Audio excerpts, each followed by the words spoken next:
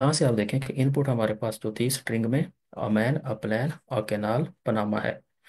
अब हमने यहाँ पे जो ए है कैपिटल में, इसको हमने स्मॉल लेटर में कन्वर्ट किया है। और इस पनामा का पी जो है इसको भी स्मॉल लेटर में कन्वर्ट किया है। दूसरा काम हमने यहाँ पे ये किया है कि यहाँ पे जो कॉमाज हैं और ये जो कॉलन्स हैं और जो स्पेसेस हैं, उनको हमने तमाम को यहाँ से रिमूव कर दिया है। तो हमारे पास है एक इस तरह की स्ट्रिंग आ गई है। अब इस स्ट्रिंग को अगर हम लेफ्ट से और राइट से, दोनों साइड से अगर हम रीड आउट करना शुरू करें, तो यहाँ पे भी लेफ्ट साइड से ए है, यहाँ पर भी ए है। अब यहाँ पे रीड आउट करें, यहाँ पे अ man, a PLAN, plan, a canal, Panama. और राइट साइड से अगर वापस हम आए, तो अ man, a plan, a canal, Panama. तो ये दोनों साइड से सेम यहाँ पे प्रोनाउंस कर रहे हैं। और ये हम कह सकते हैं कि ये हमारे पास एक वैलिड पैलिंड्रोम है।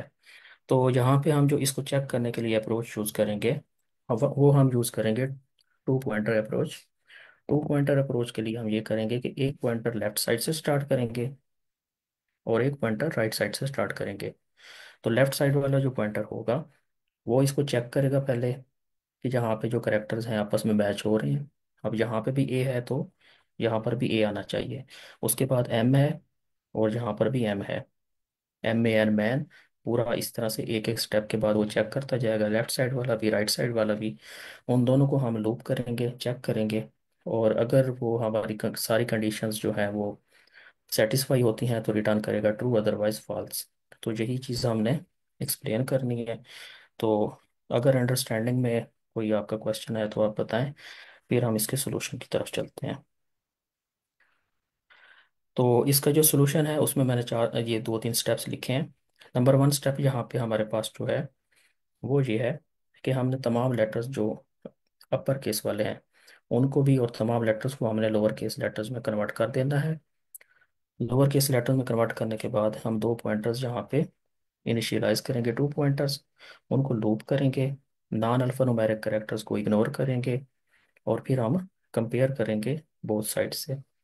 तो यहाँ हमने ये जो डेफिनेशन है इस पैलिंड्रोम है, डेफिनेशन इस पैलिंड्रोम। तो यहाँ पे हमने स्ट्रिंग को एस का नाम दिया है। तो जब हम यहाँ पे कन्वर्ट टू लोअर केस करेंगे तो हम क्या करेंगे, हम एस डॉट लोअर का फंक्शन यहाँ पे यूज करेंगे और ये कन्वर्ट हो जाएंगे लोअर केस में। नेक्स्ट हम दो पॉइंटर्स यहाँ पे मूव करेंगे, लेफ्ट पॉइंटर और राइट पॉइंटर।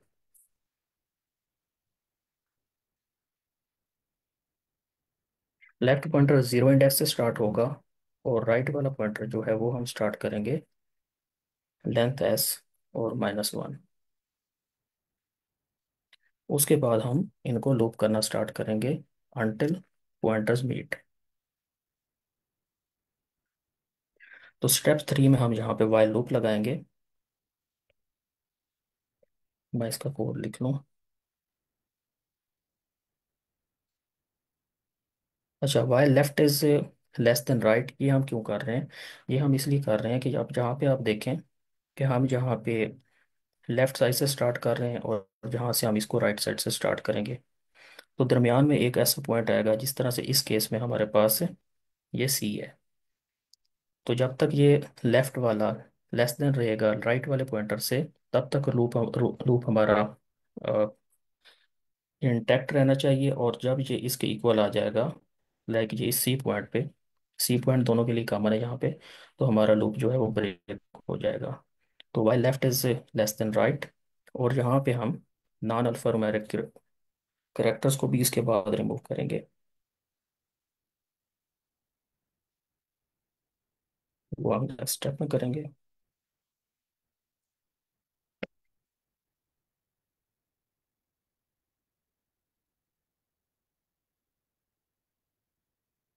यही चीज़ हम यहाँ पर भी लिखेंगे।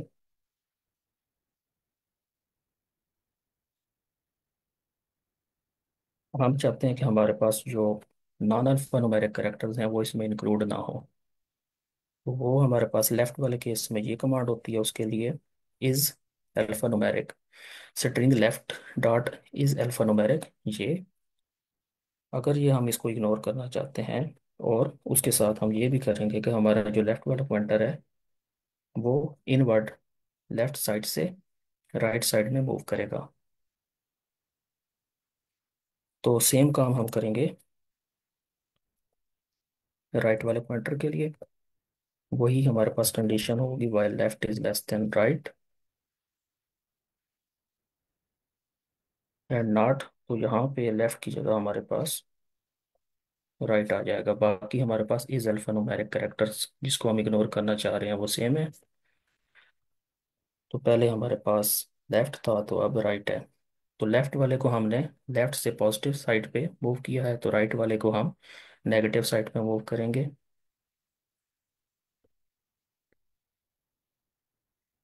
इस तरह से पॉइंटर जो है ये वाला बैकवर्ड मूव करेगा राइट वाला, और लेफ्ट वाला जो है वो इनवर्ड मूव करेगा।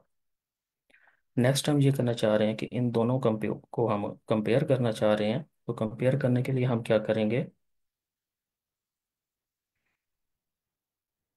यहाँ पे हम जो लेफ्ट स्ट्रिंग है उसको हम देखते हैं कि वो राइट स्ट्रिंग के इक्वल है या नहीं है। तो अगर वो राइट वाली स्ट्रिंग के इक्वल नहीं है तो हम रिटर्न करेंगे जहाँ पे फॉल्स।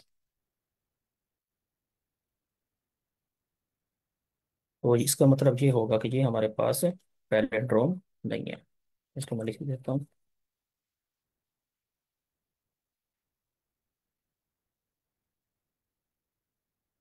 लेकिन अब पॉइंटर्स को हमने इनवर्ड मूव करना है, तो उसके लिए वही कंडीशन है हमारे पास कि लेफ्ट वाला पॉइंटर जो है वो राइट साइड पे मूव करेगा, और राइट वाला जो है वो लेफ्ट साइड से मूव करेगा।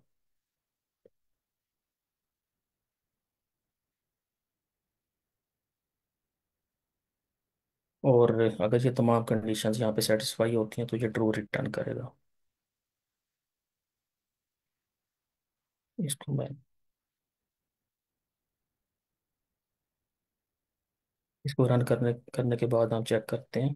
तो ये एक्सेप्टेड है, इसे सबमिट करके देखते हैं।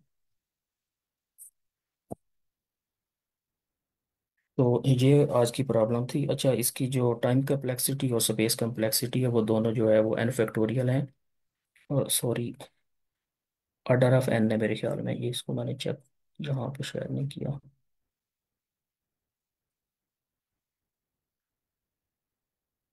हाँ, ये ऑर्डर ऑफ एन है यहाँ पे।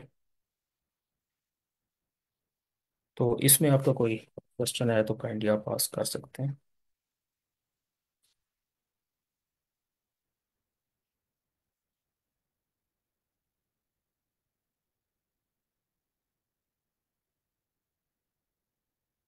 आई थिंक मैंने एक्सप्लेन कर दिया है। अगर कोई क्वेश्चन नहीं है तो मैं अपनी स्क्रीन स्टॉप शेयर कर दूं। एक दफ़ा रिवाइज करा देंगे।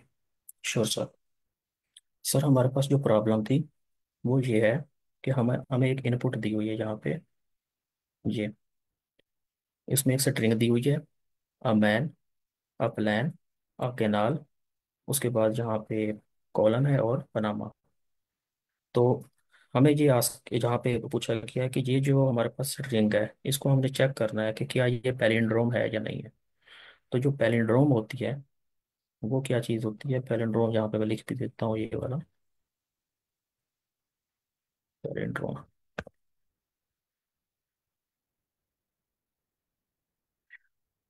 पैलिंड्रोम जो होता है वो एक ऐसा वर्ड होता है, अगर उसको हम लेफ्ट साइड से या राइट साइड से, दोनों साइड से अगर हम रीड आउट करें तो वो सेम ही रीड आउट होता है।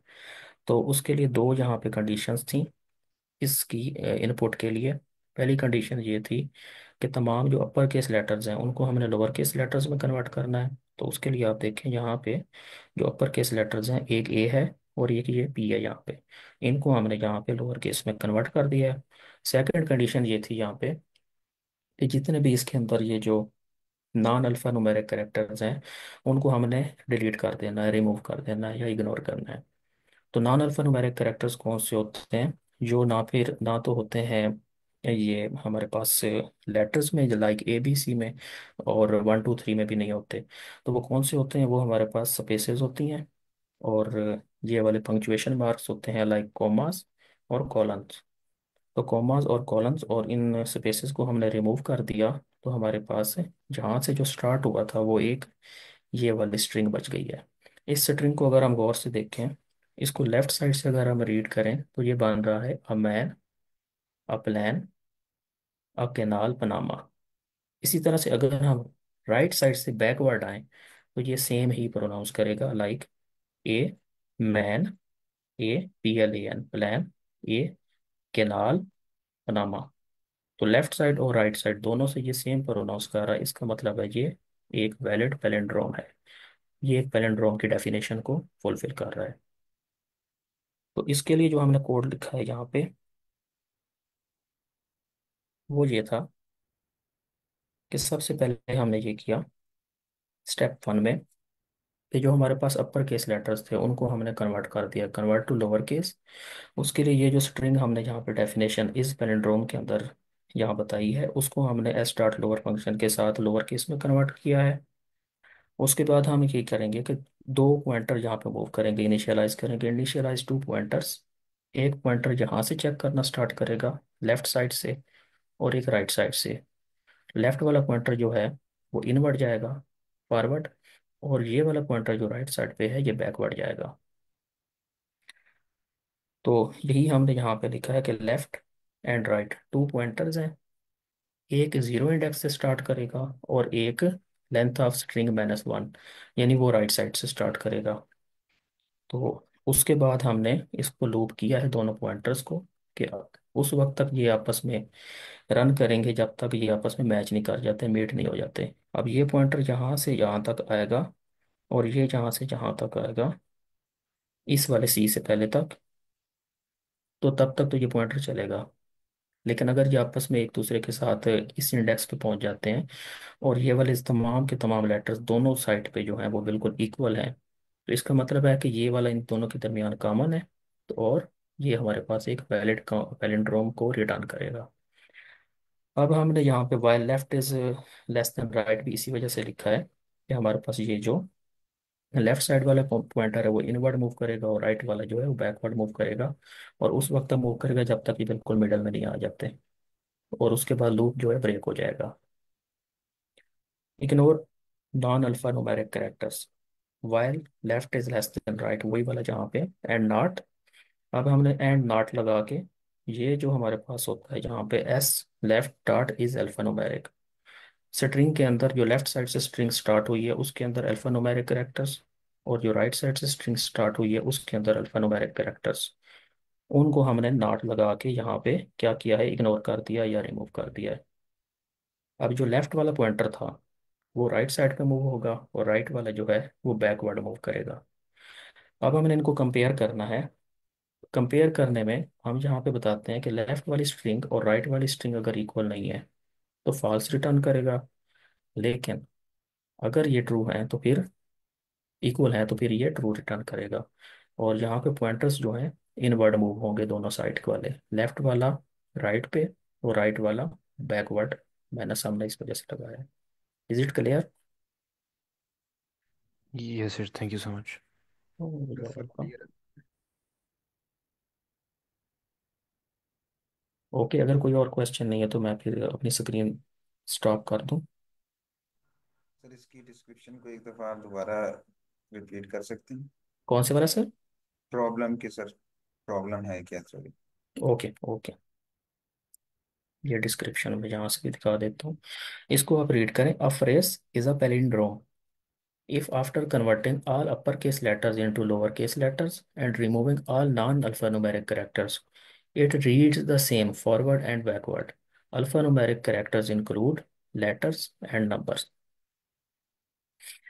अच्छा, यहाँ पे हमें जो डेफिनेशन बताई हुई है पैलिंड्रोम की वो ये है कि अगर हम इसको रीड करते हैं फॉरवर्ड एंड बैकवर्ड, मतलब लेफ्ट साइड से स्टार्ट करते हैं या फिर राइट साइड से, तो वो सेम ही वर्ड आना चाहिए हमारे पास।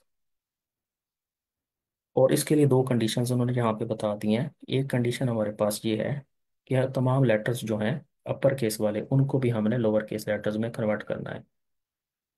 और दूसरा ये कि जो नॉन अल्फा न्यूमेरिक करेक्टर्स होंगे उनको हमने वहाँ से रिमूव करना है। अल्फा न्यूमेरिक कैरेक्टर्स कौन से होते हैं? जिनके अंदर लेटर्स होते हैं या फिर नंबर्स होते हैं। लेटर्स एंड नंबर्स जो होते हैं वो अल्फा न्यूमेरिक कैरेक्टर्स होते हैं।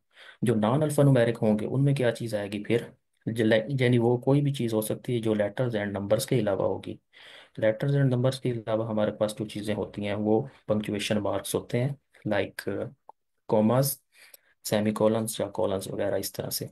उन सबको हमने यहाँ पे रिमूव करना है। तो given a string, return true if it is a palindrome और फॉल्स अदरवाइज। तो यही सिंपल सा काम हमने करना है। अब एग्जांपल 1 देखें हमारे पास, a man, a plan, a canal, Panama.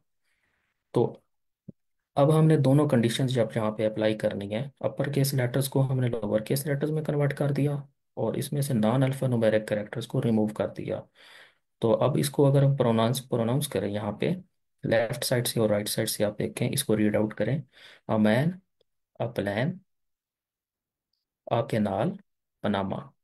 इसी तरह से अब आप राइट साइड से वापस जाएं। ए मैन,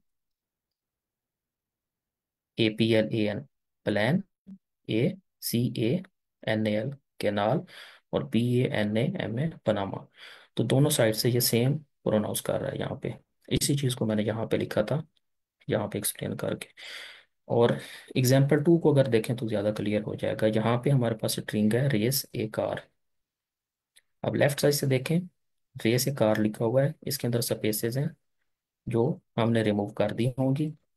और उसके बाद इसको आप रीड आउट करें, रेस ए कार। लेफ्ट साइड से तो सेम आ रहा है, लेकिन राइट साइड से आप रीड आउट करें इसको, RACA। तो ये हमारे पास रेस नहीं बन रहा। CAR तो ठीक है, लेकिन यहाँ पे ये वाला जो ए है, अब अगर ये वाला ए यहाँ पे ना होता तो फिर ये क्या होता? फिर ये हो सकता था हमारे पास, इसको मैं नोटेट करके लिखता हूँ, रेस ए कार। अब यहाँ पे आप देखें, लेफ्ट साइड से मूव करें, RAC, और ये वाला जो ए है, ये RACA, ये कुछ और वर्ड बन रहा है, और लिहाजा हम आगे नहीं जाएंगे और इसका जो हमारे पास आंसर आएगा, आउटपुट आनी चाहिए, वो फॉल्स है। ये हमारे पास पैलिंड्रोम नहीं है। थर्ड एग्जांपल में देखें, वो सिंपल है कि वहाँ पे उन्होंने एक एम्प्टी स्ट्रिंग दी हुई है, उसका हमने रिटर्न करवाना है ट्रू। क्यों? क्योंकि वो कह रहे हैं कि S is an empty string after removing non-alphanumeric characters, since an empty string reads the same forward and backward, it is a palindrome। तो ये जो नंबर 2 वाला केस हमारे पास है, रेस ए कार। अब यहाँ पे लेट सपोज हमारे पास से ये वाला ए ना होता, तो अब अगर इसको हम रीड आउट करें, राइट साइड से भी रेस कार, और लेफ्ट साइड से इस तरफ आए, RACECAR, रेस कार। तो ये दोनों साइड से हमारे पास सेम है, तो फिर ये पैलिंड्रोम होता। लेकिन एग्जाम्पल 2 में रेस ए कार दिया हुआ है, तो ये हमारे पास पैलिंड्रोम नहीं है। लिहाजा यही वाला जो हमारे पास था, for the case of example number 1, वहाँ पे a man, A plan, a man, A canal, यहाँ पे क्या था, हाँ sorry, a man, A plan, A canal, Panama. तो ये हमारे पास पैलिंड्रोम थी। तो कोड की समझ आ गई है? ये डिस्क्रिप्शन, ये थी डिस्क्रिप्शन के रिलेटेड क्वेश्चन, आपका क्लियर हुआ? जी sir, clear. Okay, thank you. कोई और क्वेश्चन है?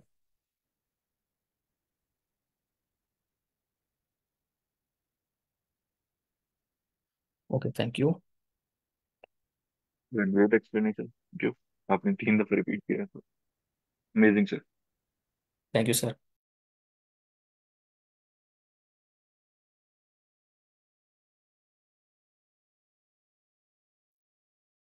कोई और प्रेजेंट करना चाहता है क्वेश्चन किसने तैयार किया हो? Yes sir. हाँ जी सर, कासिम पहले आप कर लें, फिर सर अब्दुल्ला आप कर लें।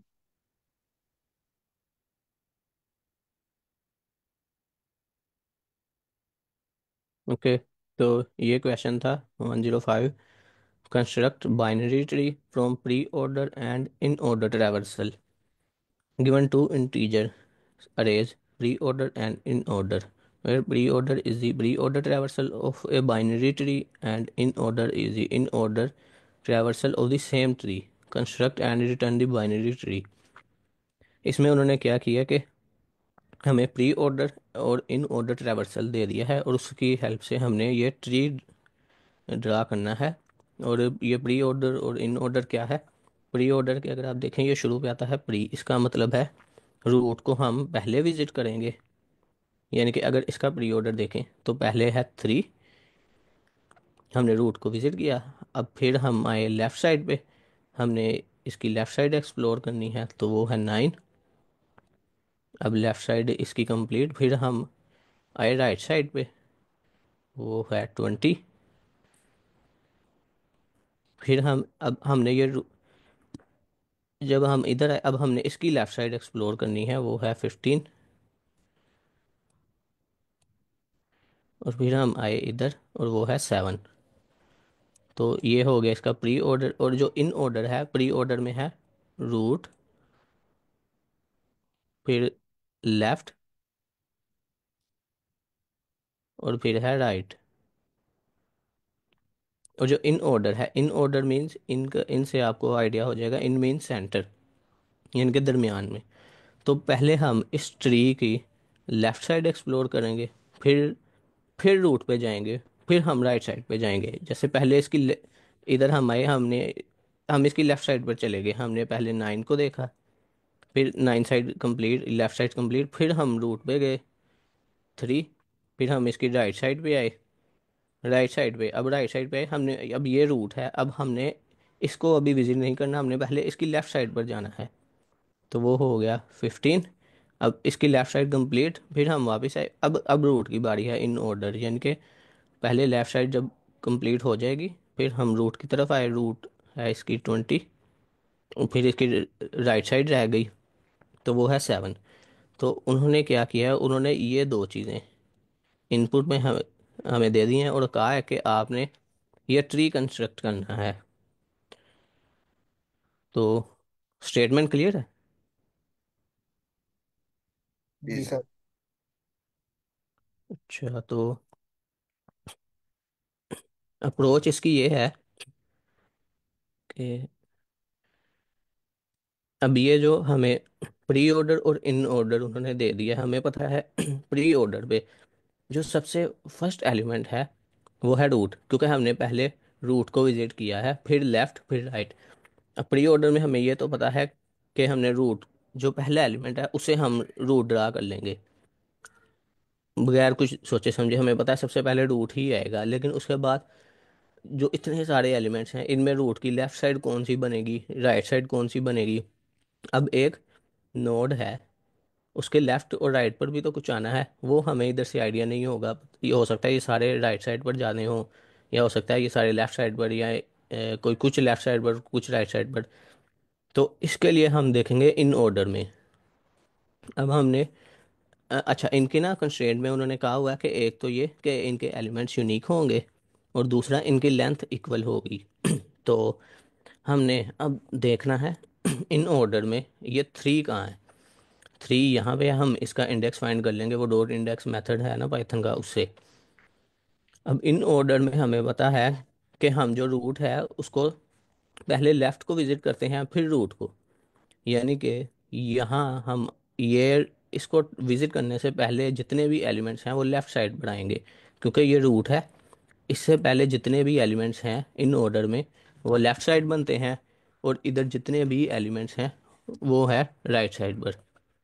तो इसकी लेंथ हमें अब यहाँ से हमें ये पता चल गया कि ये एलिमेंट्स, अब ये ज़्यादा भी हो सकते थे, इस केस में सिर्फ एक है। तो इसकी लेंथ, अब हम एक नया इसी फंक्शन को कॉल करेंगे रिकर्जन के थ्रू, इसे हम करेंगे। अब रूट का तो हमें पता चल गया कि ये रूट, और जितने ये एलिमेंट्स हैं, अब जितनी इसकी लेंथ है ना, इतने ही एलिमेंट ये, हम अब इसको और इसको, इतने एलिमेंट्स को हम इसके एक और फंक्शन को कॉल करेंगे, उसमें सिर्फ ये दे देंगे 9 और 9। तो वो जो रिटर्न करेगा ना वो हम इसकी लेफ़्ट साइड पर अटैच कर देंगे। और जो राइट साइड के लिए है, इसके रिमेनिंग एलिमेंट, इसके जो इसकी लेफ़्ट साइड और इसके बाद इसकी जो राइट साइड, वो सारे राइट साइड पे आएंगे। तो इसकी लेंथ भी 3 है, हम उतने ही एलिमेंट्स इसके अरे में दे देंगे उस फंक्शन में। जैसे इधर साथ साथ अगर इमेज को देखें तो हम आए स्टार्ट में, हमने यहाँ से 3 की एक रूट बना ली, उसके बाद हमने इन ऑर्डर में से देखा। जी सर। सर इस चीज को दोबारा रिपीट कर दें, आप ये जो बता रहे हैं कि आप रूट को पहले रीड करने के बाद ये 9 9 क्या चीज। हाँ। अच्छा, आपको प्री ऑर्डर इन ऑर्डर का क्लियर हुआ था? जी सर, वो हो गया क्लियर। ठीक है। तो ये देखें, ये जब हमने ये प्री ऑर्डर की अरे देखी ना, तो हमने देखा जो ज़ीरो इंडेक्स पे एलिमेंट होगा ना, ज़ीरो इंडेक्स पे, वो हमेशा रूट है, क्योंकि हमें पता है हम प्री ऑर्डर में सबसे पहले रूट को ही विजिट करते हैं। तो हमने उधर से एक रूट क्रिएट कर ली, ये थ्री हमने यहाँ पे क्रिएट कर ली। अब इस रूट के लेफ्ट साइड पर और राइट साइड पर क्या लगेगा, वो चीज़ें हमें पता चलेंगी इन ऑर्डर अरे में से। हमने अब इन ऑर्डर में हमने थ्री को फाइंड करना है, उसका इंडेक्स फाइंड किया कि वो कहाँ पे है। तो वो हमें पता चला ये वन इंडेक्स पे है। अब ये हमें पता चल गया। अब हमें इतना पता है कि इन ऑर्डर रिवर्सल में क्या होता है कि रूट से पहले हम लेफ्ट लेफ्ट साइड को विजिट करते हैं, फिर हम रूट पे आते हैं। यानी कि अगर हम इससे पहले जितने भी एलिमेंट्स हैं, ये 9 है, इसका मतलब वो इस ट्री की लेफ्ट साइड पर आएंगे, और उसके बाद जितने भी एलिमेंट्स हैं इस अरे में, वो राइट साइड पर आएंगे। इन ऑर्डर इसी तरह वर्क करता है कि पहले लेफ्ट, फिर रूट, फिर राइट, और अगर रूट इधर है तो उससे पहले सारे लेफ्ट वाले हैं, उसके बाद सारे राइट वाले हैं। तो अभी इसकी लेंथ कितनी है? 1। इसका मतलब कि इस प्री ऑर्डर में रूट के बाद जितनी इसकी लेंथ है, इतनी ही इसकी लेंथ अगर हम कर लें, तो इसका मतलब ये लेफ्ट साइड पर इतने एलिमेंट्स लगने हैं। इधर भी 9 है, तो इधर एक ही एलिमेंट है 9, और इधर भी इसकी लेंथ 1 हम कर लें, तो ये इसका मतलब 9। और जितने ये वाले एलिमेंट्स इधर बचते हैं रूट की राइट, ये इन 1 के बाद, वो सारे इसकी राइट साइड पर आएंगे। और सेम इसके अगर हमने इतने हमने स्ट्रिंग ये स्लाइस करेंगे, अरे स्लाइसिंग, तो इसके बाद के जितने एलिमेंट्स हैं वो इसकी राइट साइड पर आएंगे। ये क्लियर हुआ सर?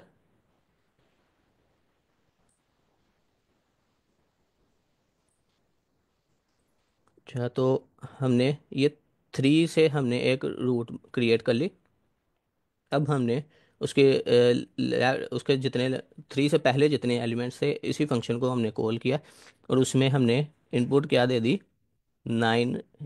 ये अरे, इतनी अरे और इतनी अरे स्लाइस करके। अब जब इधर हम आए, ये वही फंक्शन दोबारा रन होगा। उसने देखा कि प्री ऑर्डर ट्रैवर्सल क्या है उसके पास 9, और इन ऑर्डर ट्रैवर्सल क्या है 9। अब हम फिर से वही सेम प्रोसीजर ना रिपीट करेंगे। हम देखेंगे कि ज़ीरो इंडेक्स पर प्री ऑर्डर में क्या है, 9 है। तो हमें पता है कि जो ज़ीरो इंडेक्स पर जो भी पड़ा होता है वो रूट है, हमेशा रूट है। तो हमने उससे एक रूट क्रिएट कर ली 9। और अब हमने इसके लेफ़्ट साइड पर क्या आएगा और राइट साइड पर क्या आएगा, वो देखने के लिए हमने इन ऑर्डर में देखा कि 9 किधर है। 9 है ज़ीरो इंडेक्स पर। तो अब हमने इसी फंक्शन को कॉल किया, और हाँ, उसमें हमने क्या, इसमें उसमें हमने क्या एंटर करना है, उसको इनपुट्स क्या देनी है, वो ये कि इसके लेफ्ट पर जितने भी एलिमेंट्स हैं वो तो कुछ भी नहीं है, नन ज़ीरो आ जाएगा, उसमें ज़ीरो नहीं नन आएगा। और राइट पर क्या है, वो भी कुछ नहीं है। तो हम एम्प्टी, और इसके भी देखें इसकी लेंथ क्या बनी, कुछ भी नहीं, इसकी लेंथ भी कुछ नहीं। तो यानी कि ये एम्प्टी अरेज जाएंगी अगले फंक्शन में। ये हमारा बेस केस है। जब हम ये देखेंगे ना कि अरे हमने सारे एलिमेंट्स इसमें से अरे में से यूज़ कर लिए हैं, अरे में अब कुछ नहीं बचा, तो वहाँ से हम रिटर्न करना शुरू कर देंगे। वहाँ से हम बैक जाएंगे कि ये वाली साइड कंप्लीट हो गई है। तो अब जो फंक्शन कॉल होगा उसमें सिर्फ खाली अरेज जाएंगी, और जब हम देखेंगे खाली अरेज है तो फंक्शन ये कुछ भी नहीं करेगा, ये रिटर्न कर देगा सिंपल, हम ऐसे वापस। तो ये इसकी लेफ़्ट साइड, और ये जो रिटर्न करते जाएंगे वो इसकी लेफ़्ट साइड पर अटैच, हम इस तरह फंक्शन को कॉल करेंगे कि लेफ़्ट रूट डॉट लेफ़्ट, कि तुम जो रिटर्न करोगे ना वो मेरी लेफ़्ट साइड पर आके अटैच होता जाएगा। जो ये रिटर्न करेगा वो इसकी लेफ़्ट साइड पर आएगा, जो ये रिटर्न करेगा वो इसकी लेफ़्ट साइड पर। तो ये इस तरह। अब जो राइट साइड के लिए हम इधर दो फंक्शन, जब हमने थ्री की रूट बनाई थी ना, तो उसके बाद हमने दो फंक्शन कॉल किए थे, एक इसके लिए, एक इस साइड के लिए। और जो इस इधर हमने प्री ऑर्डर ट्रैवर्सल के लिए सेंड कर दी थी इतनी अरे, और इतनी अरे हमने सेंड की थी इन ऑर्डर ट्रैवर्सल के लिए। तो इस फंक्शन के पास कौन सी इनपुट जाएगी? ये प्री ऑर्डर, ये है इतनी अरे है प्री ऑर्डर, और इतनी अरे है इन ऑर्डर। अब यहाँ से उसने देखा कि ज़ीरो पे कौन सा, ज़ीरो पे हमेशा रूट है, प्री ऑर्डर में ज़ीरो पे है रूट। उसने सिंपल इसकी एक रूट क्रिएट कर ली। और अब इसके लेफ्ट पर क्या आएगा, राइट पर क्या आएगा, ये हमें इधर से नहीं पता चलेगा, हम देखेंगे इन ऑर्डर में। हमने देखा इन ऑर्डर में 20 किधर है, वो है इंडेक्स 1 पे। अब इंडेक्स 1 पे हमने हमें पता है कि रूट से पहले जितने एलिमेंट्स हैं वो इसकी लेफ्ट साइड बनेगी, इस 20 की ये 20 वाले नोड की। और जो रूट के बाद जितने एलिमेंट्स हैं वो इसकी राइट साइड बनेगी। तो हमने फिर से इसी फंक्शन को कॉल किया और उसमें हमने क्या इनपुट दी, उसमें हमने ये इनपुट दी कि इसकी इससे पहले जितने एलिमेंट्स थे वो, और और जितने इसकी लेंथ क्या थी 1, और इसके बाद उतनी ही लेंथ के हमने इन ऑर्डर के लिए प्री ऑर्डर के लिए इनपुट दे दी। यानी कि इसमें अब क्या आएगा नेक्स्ट फंक्शन में 15 15। और राइट साइड के लिए हमने इसी फंक्शन को कॉल किया, उसमें इसके बाद इसकी लेंथ क्या है 7, 7 की इतनी अरे की लेंथ क्या बनी 1। तो प्री ऑर्डर में इसके बाद जितने भी एलिमेंट्स हैं वो बाय डिफ़ॉल्ट 1 ही बनेंगे। जितने अगर ये 4 हुए तो ये इधर भी 4। तो इसको हम इस तरह कर देंगे, यानी कि इधर इसका इंडेक्स दे देंगे रूट का, और उसके बाद वो यहाँ से ऑटोमेटिकली जितने भी एलिमेंट्स आएंगे वो इधर आ जाएंगे, यानी कि ये इसमें आए, अब आएगा 7। तो अब इन ऑर्डर, ये वाला जो फंक्शन है ये है प्री ऑर्डर इसके लिए इसके पास, और ये है इन ऑर्डर। अब इसने भी यही किया जो इसने 9 के टाइम किया था। इसने देखा कि ज़ीरो इंडेक्स पर क्या है 15। इसने 15 की एक रूट नोड क्रिएट कर ली है, और इसने 15 को फाइंड किया इन ऑर्डर में से।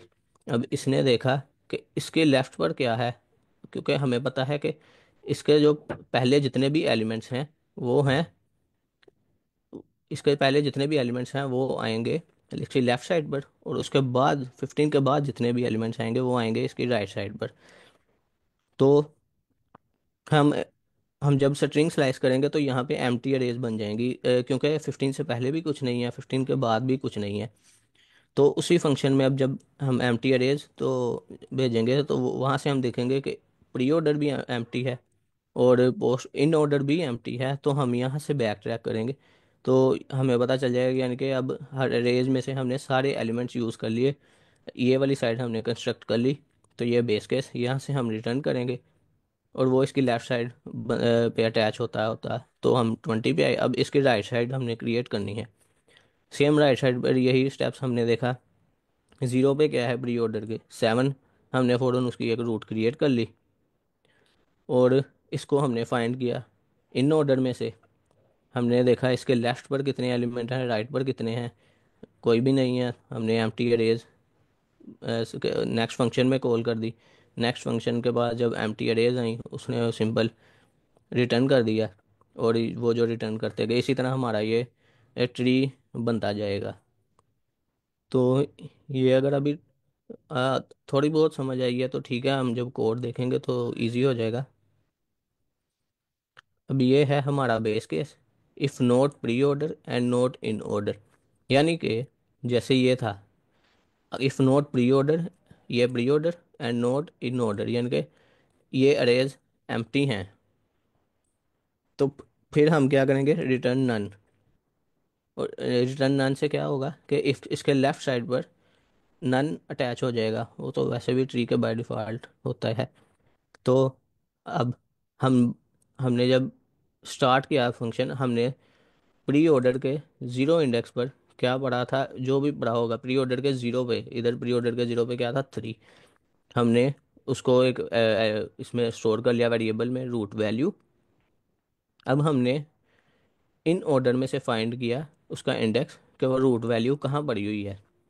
इन ऑर्डर में हमें उसका इंडेक्स पता चल गया कि यहाँ इधर से हमने उसको स्टोर कर लिया यहाँ पे। और जो रूट वैल्यू है उसको हमने एक रूट क्रिएट कर ली, उसकी ट्री नोड उसकी बना ली। और अब यहाँ रिकर्जन का काम है सारा। रूट डॉट लेफ्ट, अब ये जो हमने 3 क्रिएट किया इसकी लेफ्ट साइड पर और राइट साइड पर क्या लगेगा, वो हमने सिंपल रूट डॉट लेफ्ट कर दिया, रूट डॉट राइट। अब ये जो आगे रिकर्जन से हमें मिलते जाएंगे ना आंसर, वो खुद ही ऑटोमेटिकली इसकी ये रूट डॉट लेफ्ट क्या करेगा, उसके लेफ्ट पे अटैच करता जाएगा, और रूट डॉट राइट क्या करेगा, ये उसके राइट पे अटैच करता जाएगा, ट्री कंस्ट्रक्ट होता जाएगा। और ये सेम यही फंक्शन बिल्ट ट्री, यही जो हमने अभी किया था, इसमें अब नई इनपुट सेंड करनी है। वो क्या करेंगे, प्री ऑर्डर ये 1, ये 1 क्यों, हमें पता है 0 पे तो रूट थी, ये इसके देखें 0 पे तो ये रूट थी, ये 3 थी। तो अब हमने 1 से करना है ना, तो हमने यहाँ से सेंड करना है। और ये हमने 1 क्यों लिखा है, क्योंकि हमने सिर्फ एक ही इसमें रूट वैल्यू इंडेक्स, अच्छा रूट वैल्यू इंडेक्स, अब जितने ये इसके इसके लेफ्ट पर जितने एलिमेंट्स हैं ना, कि जितने इसके बनते हैं, इसकी लेंथ बनती है, हमने वो सेंड की है, उतनी ही सेंड। तो इस केस में बनेंगे इसका 9 और इसका 9। तो ये हमने स्ट्रिंग स्लाइस कर दी। और इन ऑर्डर में क्या किया, कि इन ऑर्डर में इसकी अब, एक मिनट, रूट वैल्यू इंडेक्स, जी अच्छा। तो ये प्री ऑर्डर के लिए थी कि हमने सिर्फ ये इतनी अरे सेंड कर दी इसके इंडेक्स की वजह से, और इन ऑर्डर में हमने इतनी सेंड करनी है। अब यहाँ पे था रूट इंडेक्स, हमने सिर्फ इतनी अरे सेंड करनी है इस फंक्शन के लिए। ये इस तरह काम करा कि अगर इंडेक्स में आया है 1, तो अगर आप इधर कोलन और 1 लगाएं तो इन ऑर्डर को प्रिंट करें तो सिर्फ इतनी अरे प्रिंट होगी। और अगर इसको प्रिंट करें तो ये 1 से लेके, और इसका इंडेक्स क्या है, इसका इंडेक्स है 1, तो 1 + 1 यानी कि 2। अगर आप इसको इस तरह प्रिंट करेंगे कि 1:2, तो ये इतना, ये 9 प्रिंट होगा। यानी कि ये हमने रूट डॉट लेफ्ट के लिए कॉल कर दिया। और सेम ये हमने रूट डॉट राइट के लिए क्या कॉल किया, preorder root value index.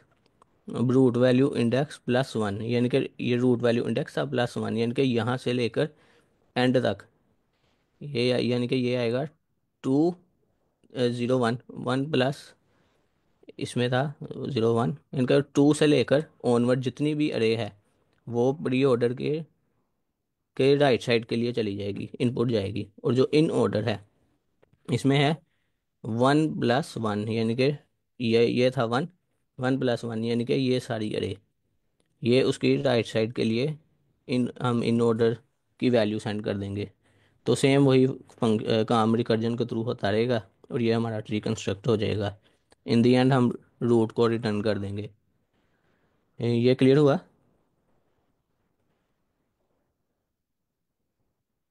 जी सर, काफी हद तक हो गया।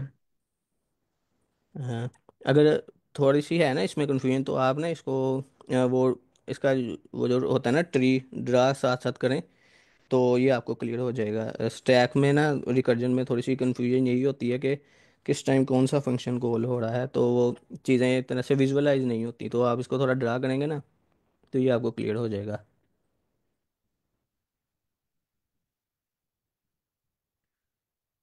ठीक है, अगर किसी का कोई क्वेश्चन है तो पूछ ले, नहीं तो कोई और प्रेजेंट कर ले।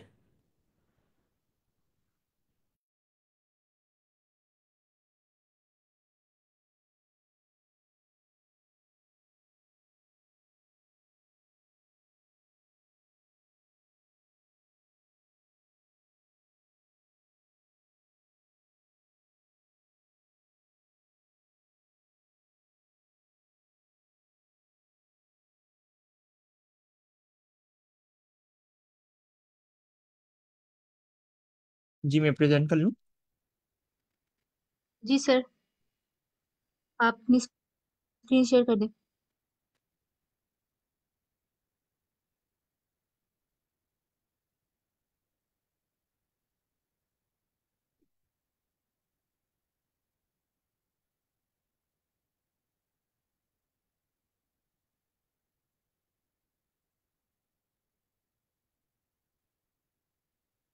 अच्छा, ये क्वेश्चन है उसी लिस्ट में से 409 लॉन्गेस्ट पैलिंड्रोम।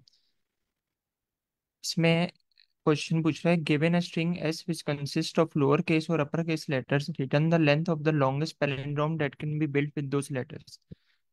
और पैलिंड्रोम की इसमें डेफिनेशन दी हुई है, a palindrome is a string that reads the same forward and backward, letters are case sensitive, for example upper case A lower case A is not considered a palindrome.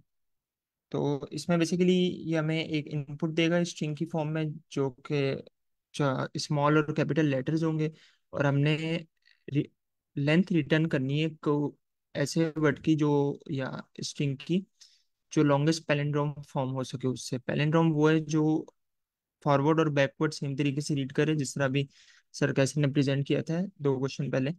तो इस question में हमें length return करनी है जो सबसे लंबा palindrome बन सकता है, और मतलब वर्ड रिटर्न नहीं करना, और बाकी चीजें हमने उसकी नीचे चेक करनी है। जिस तरह लास्ट केस में हमने बाइट स्पेस रिमूव करनी थी और बाकी कंडीशंस थी, इस केस में बस हमने लेंथ रिटर्न करनी है।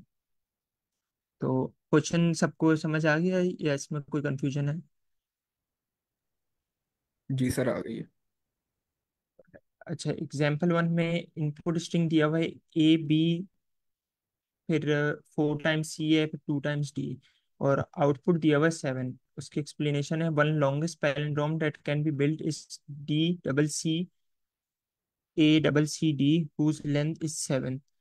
तो इस केस में इन्होंने यहाँ पे जो पैलिंड्रोम बनाया है उसमें वो सारे लेटर्स मौजूद हैं, बस बी मौजूद नहीं है, और लेटर्स का ऑर्डर भी चेंज हुआ हुआ है ताकि वो पैलिंड्रोम फॉर्म हो सके, क्योंकि जो ओरिजिनल इनपुट में था उसमें पैलिंड्रोम फॉर्म नहीं हो सकता था, क्योंकि फर्स्ट लेटर और लास्ट लेटर ही डिफरेंट है, तो वो फॉर्म नहीं होता। लेकिन जो आउटपुट है इसमें D double C A double C D है, तो ये पैलिंड्रोम है, क्योंकि इसमें फॉरवर्ड हम रीड करें तो पहले डी है, फिर सी और फिर ए है, और बैकवर्ड रीड करें तो भी इसी तरह डी सी सी एंड ए। तो ये लॉन्गेस्ट पैलिंड्रोम बनता है इस स्ट्रिंग से। मतलब इसमें एक शॉर्टर भी बन सकता था कि अगर हम सिर्फ डी सी ए कर देते, या सॉरी डी सी डी कर देते तो वो भी पैलिंड्रोम था, इसी तरह सी ए सी कर देते तो वो भी पैलिंड्रोम था, लेकिन हमने लॉन्गेस्ट फॉर्म करना था। तो लॉन्गेस्ट फॉर्म ये हुआ, और इसकी लेंथ 7 है, तो इसलिए आउटपुट हमने 7 जनरेट किया। इसी तरह सेकेंड एग्जाम्पल में सिर्फ एक ही लेंथ का स्ट्रिंग आया हमारे पास ए, और आउटपुट 1 की है। वो इसलिए क्योंकि ये ए इटसेल्फ भी पैलिंड्रोम है, इसको फॉरवर्ड रीड करें या बैकवर्ड रीड करें ये सेम ही चीज़ है। तो और इस स्ट्रिंग में लॉन्गेस्ट यही बनता है। तो हमने बेसिकली फाइंड करना है कि लॉन्गेस्ट किस तरह बनेगा और उसकी लेंथ क्या होगी।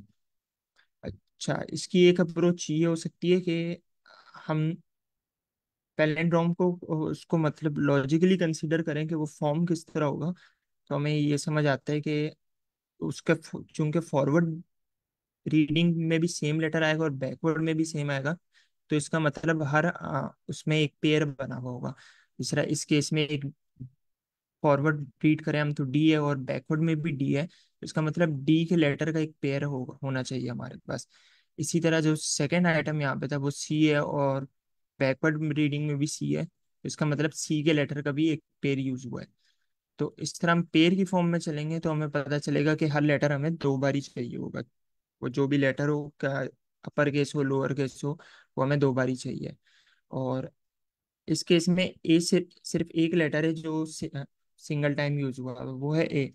वो इसलिए यूज हो सकते हैं क्योंकि अगर पैलिंड्रोम की लेंथ हमारे पास ऑड नंबर में, तो जो मिडल वाला आइटम होगा वो हमारा सिंगल यूज हो सकता है। मतलब जिस तरह इस केस में 3 इसके लेफ्ट साइड पे थे, 3 राइट साइड पे थे, तो जो मिडल में यूज होगा वो अकेले यूज होगा, उसको पेयर नहीं चाहिए। अगर पेयर कर दें तो वो इवन हो जाएगा, तो वो पेयर के साथ भी चल जाएगा। तो विदाउट पेयर भी वो यूज हो सकता है और विद पेयर भी यूज हो सकता है, मतलब उसको लाजमी नहीं है कि वो पेयर हो जो मिड में होगा। बेसिकली हमने पेयर फॉर्म करने हैं इसमें, और हमें जितने ज्यादा पेयर मिलेंगे उतनी उसकी पैलिंड्रोम की वैलिड पैलिंड्रोम होगा वो, और उतनी उसकी ज्यादा लेंथ होगी। तो हमने most number of pairs find करने, और हमें फिर एक कोई सिंगल आइटम भी मिल जाए तो हम उसको मिडिल में इंसर्ट करके अपना पैलिंड्रोम बना सकते हैं। तो ये इसकी अप्रोच एक कंसिडर कर रहे हैं। तो ये अप्रोच क्लियर है इसमें, या किसी को कोई क्वेश्चन है? सर क्लियर है। Clear, okay. कोड की तरफ बढ़ते हैं। कोड में ये फंक्शन कोड ये मैंने टाइप स्क्रिप्ट में लिखा हुआ है, पाइथन में भी इसके सेम अप्रोच और लॉजिक यूज होगी। बस सिंटेक्स का फर्क होगा।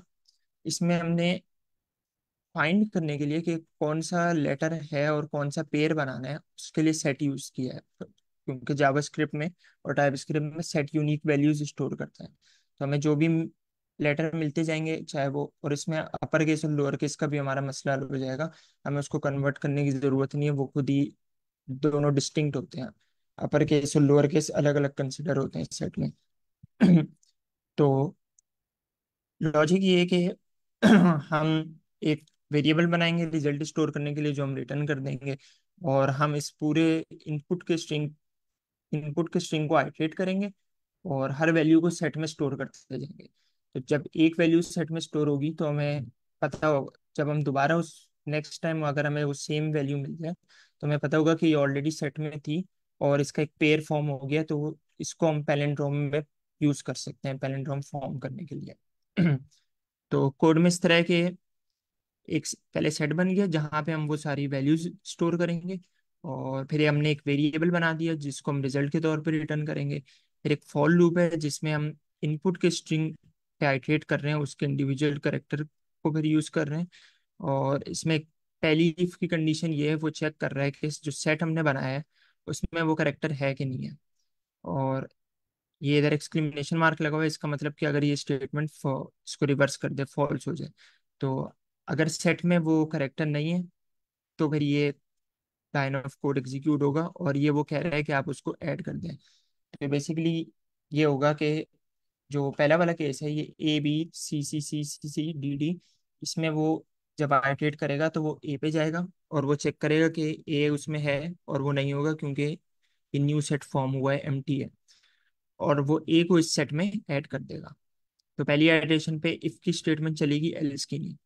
और एल्स की स्टेटमेंट में ये होगा कि जो पैलिंड्रोम है, हम जो हमने जहाँ पे रिजल्ट स्टोर कर रहे हैं उसकी हम वैल्यू इंक्रीमेंट कर रहे हैं 2 से, उसमें हम 2 ऐड कर रहे हैं। और जो हमने करेक्टर स्टोर किया था पहले, वो उसको हम डिलीट कर देंगे। जिस तरह ये एल्स की स्टेटमेंट में आएगा ही तब कि अगर वो करेक्टर पहले से सेट में स्टोर हुआ वो, तो हम आंसर को 2 से इंक्रीमेंट कर रहे हैं और वो उसका वैल्यू को सेट से रिमूव कर रहे हैं। ये मैं बाद में डिटेल में एक्सप्लेन करता हूँ कि ऐसे क्यों कर रहे हैं। इससे हमारा आंसर अपडेट हो जाएगा।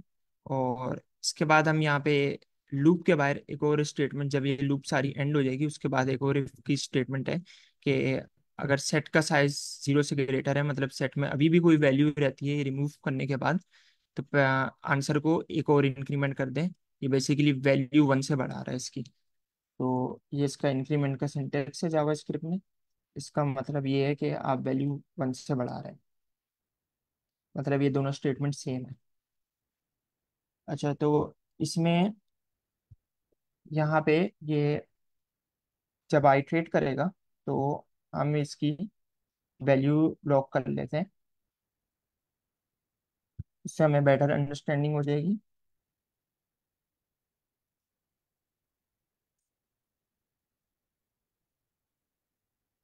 ये अब इफ की स्टेटमेंट रन होने से पहले वैल्यू लॉक होगी, और एंड में हम ये पैलिंड्रोम को रिटर्न कर रहे हैं।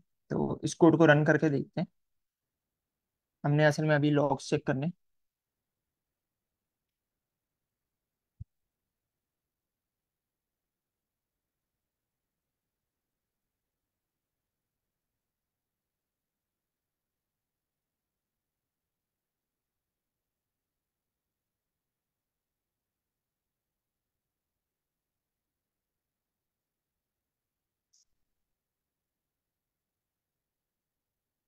सही, अब जिस तरह ये लॉग्स हैं तो ये हमने सैम्पल 1 पे जिसमें इसका ये इनपुट था, तो ये जब लूप में एंटर हुआ तो पहले इसने पहला करेक्टर लॉक किया और सेट लॉक किया जो कि एम्प्टी था। तो जब ये एम्प्टी सेट पे जब इफ स्टेटमेंट चलेगी तो ये एम्प्टी सेट में वो लेटर ऐड कर देगा। अब जब हम दूसरी आइटरेशन पे आए तो सेकंड लेटर हमारे पास बी था और सेट में हमारे पास ए स्टोर हुआ हुआ था। तो अब ये वापस ये इफ में जाएगा और उधर ऐड कर देगा जो करंट लेटर है जो कि बी है। तो ये ए और बी सेट में आ गया। अभी सेकंड आइटरेशन पे बी ऐड हुआ है। इसी तरह थर्ड पे जाएगा, वहां पे सी था, तो सी हमारे पास सेट में नहीं है तो वो ये ऐड कर देगा, सी भी सेट में आ जाएगा हमारे पास थर्ड आइटरेशन पे। फिर दोबारा रन होगी, फिर हमें दोबारा सी मिलेगा। तो ये इफ की स्टेटमेंट में नहीं जाएगा और एल्स में चला जाएगा, क्योंकि सी ऑलरेडी एग्जिस्ट करता है, इसलिए इफ की स्टेटमेंट स्किप हो जाएगी और ये एल्स के ब्लॉक में जाएगा। अब यहाँ पे हम एक तो रिजल्ट इंक्रीमेंट कर रहे हैं, अपडेट कर रहे हैं, और दूसरा हम सेट से उसको रिमूव कर रहे हैं, उस करेक्टर को। जिस तरह कि आप ए बी सी यहाँ पे ऐड हुआ हुआ है, लेकिन नेक्स्ट साइटेशन में देखें जो सेट अपडेट हुआ है उसमें सी रिमूव हो गया है। अभी हम इस रिमूव इसलिए कर रहे हैं क्योंकि हम पेयर काउंट कर रहे थे कि हमारे पास पेयर कितने हो जाते हैं, और पेयर के थ्रू हम वैल्यू अपडेट कर रहे थे। क्योंकि अगर हमारे पास दो सेम लेटर आ गए, उनसे हम पैलिंड्रोम फॉर्म कर सकते हैं, और हमें पता चल जाएगी कि पैलिंड्रोम की अभी करंट लेंथ ये है, ये पेयर यूज करके। तो इसलिए वो हम वहां से डिलीट कर रहे हैं, क्योंकि इनकेस हमें वो थर्ड लेटर वही मिल जाएगा तो वो तीन का पेयर नहीं होगा, वो एक दो का पेयर ऑलरेडी यूज हो चुका है, हम टू के पेयर काउंट कर रहे हैं। इसलिए हम उसको वहां से रिमूव कर देंगे, ताकि जो थर्ड नंबर पे आएगा वो वापस यूनिक हो और वो फोर्थ के साथ पेयर फॉर्म कर सके। तो बेसिकली जैसे ही दो का होगा हमारे पास पेयर हो जाएगा, उसको हम रिजल्ट में डाल देंगे और यहाँ से रिमूव कर देंगे, ताकि हम दोबारा पेयर बना सकें, क्योंकि सेट में सिर्फ यूनिक वैल्यू स्टोर होगी। तो इसलिए फिर हम सेट से वो रिमूव कर देंगे, और यहाँ पे हम +2 इसलिए कर रहे हैं क्योंकि वो पेयर ऐड हो रहा है। तो बेसिकली दो सी यूज होंगे यहाँ पे, एक जो हमने पहले ऐड किया था और जो एक हमें दोबारा नेक्स्ट साइटेशन पे मिला था। तो क्योंकि टू लेटर्स यूज हो रहे हैं, तो इसलिए हम प्लस रिजल्ट में टू डाल रहे हैं। तो यहाँ तक क्लियर है कि हम टू से क्यों इंक्रीमेंट कर रहे हैं और यहाँ पे डिलीट क्यों कर रहे हैं।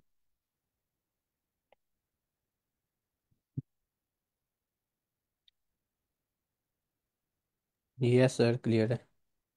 Alright, thank. नहीं सर, ये एक दफा दोबारा बता दें, और इसमें मेरा क्वेश्चन है कि हम ऐसा क्यों नहीं कर सकते कि हम जो हमारे पास एस स्ट्रिंग गिवन है तो एक सेट बना लें और उसका इवन और चेक कर लें। इवन के केस के अंदर हम रिटर्न कर दें कि ये हमारे ये हमारा एक आंसर है, और अगर ऑड के केस को उसके अंदर हम डिफरेंट आंसर रिटर्न कर दें। इस सोल्यूशन में क्या इशू हो सकता है? अच्छा, सेट में ये इवन आउट हम काउंट नहीं कर सकते, क्योंकि सेट में यूनिक स्टोर हो रहा है ना, तो इस वजह से हम इवन आउट हम तब काउंट कर सकते थे जब हम इंडिविजुअल उसकी लेटर की फ्रीक्वेंसी स्टोर कर लेते। लेट से पाइथन में डिक्शनरी बना के, जावा स्क्रिप्ट में ऑब्जेक्ट बनता है, तो हम वो लेटर स्टोर करते हैं और उसके काउंट के वो कितनी बार आया है उसमें वो उसको अपडेट करते रहते हैं। और इस तरह हमारे पास एक क्वांटिटी आ जाती है, और फिर हम वो चेक कर लेते कि वो इवन है या ऑड है, या इसी तरह लूप चला के काउंट कर लेते और फिर चेक कर लेते इवन है ऑड है।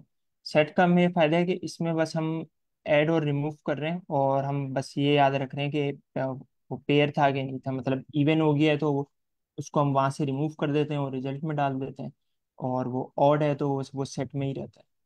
मतलब इवन ऑड यहाँ पे इस तरह ट्रैक हो रहा है कि जैसे ही वो इवन होता है उसको हम सेट से हटा देते हैं और रिजल्ट में डाल देते हैं। सर, ये लॉन्गेस्ट पैलिंड्रोम ये वेरिएबल हम यूज करें रिजल्ट के लिए? जी, ये हम वेरिएबल यूज कर रहे हैं।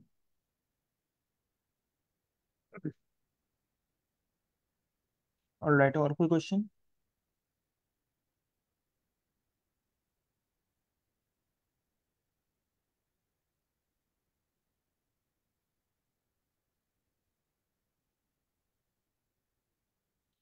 ओके, मेरे ख्याल से और कोई क्वेश्चन नहीं है, तो मैं कंटिन्यू करता हूँ। अच्छा, तो ये जिस तरह फिर सी का एक पेयर बन जाएगा, तो ये रिजल्ट की वैल्यू हमारे पास इसमें टू हो जाएगी और सी वहां से रिमूव हो जाएगा। तो ये नेक्स्ट पेयर में फिर हम जब हम अगली आइटेशन पे गए तो हमें दोबारा सी मिला है, तो इसको हमने स्टोर कर लिया, और फिर नेक्स्ट पे हमें दोबारा से सी मिल गया है। तो फिर हमने रिजल्ट को अपडेट कर दिया, क्योंकि सी का एक और पेयर हो गया है, तो रिजल्ट यहाँ पे 4 हो जाएगा, और हम सी को वहाँ से सेट से रिमूव कर देंगे, तो वापस इंडिविजुअल ए भी रह जाएगा। उसके बाद दो डी मिले हमें, तो हम यहाँ पे पहले डी स्टोर करेंगे, उसके नेक्स्ट साइटेशन पे वो डी वहाँ से रिमूव कर देंगे और रिजल्ट को अपडेट कर देंगे। तो ये रिजल्ट, फॉर लूप के बाद रिजल्ट की जो वैल्यू होगी वो 6 होगी, क्योंकि हमारे पास तीन पेयर बने थे, दो पेयर सी के बने थे, एक पेयर डी का बना था। अब इंडिविजुअल वैल्यूज हमारे पास सेट में अभी भी ए और बी मौजूद होंगी फॉर लूप के एंड में। तब हम तीन सेट बन गए, उससे हम पैलिंड्रोम बना सकते हैं, लेकिन हमें लॉन्गेस्ट चाहिए, तो हमारे पास एक और लेटर ऐड करने की गुंजाइश है। उसको हम अगर अब हम उन छः के बीच में रख दें, मिडल वैल्यू पे रखें हम स्ट्रिंग के, तो वो पैलिंड्रोम फिर भी वैलिड होगा। इस केस में डी सी सी, और मिड में ए यूज हुआ है, फिर सी सी डी, तो इसमें ए यूनिक वैल्यू है, लेकिन चूंकि मिड में यूज हुई हुई है तो ये भी वैलिड पैलिंड्रोम है। तो अब हम देखेंगे सेट में अगर कोई यूनिक वैल्यूज बची हुई है, जिस तरह if my set dot size is greater than 0, तो इसका मतलब है कि सेट में अभी एक से ज्यादा वैल्यूज मौजूद है।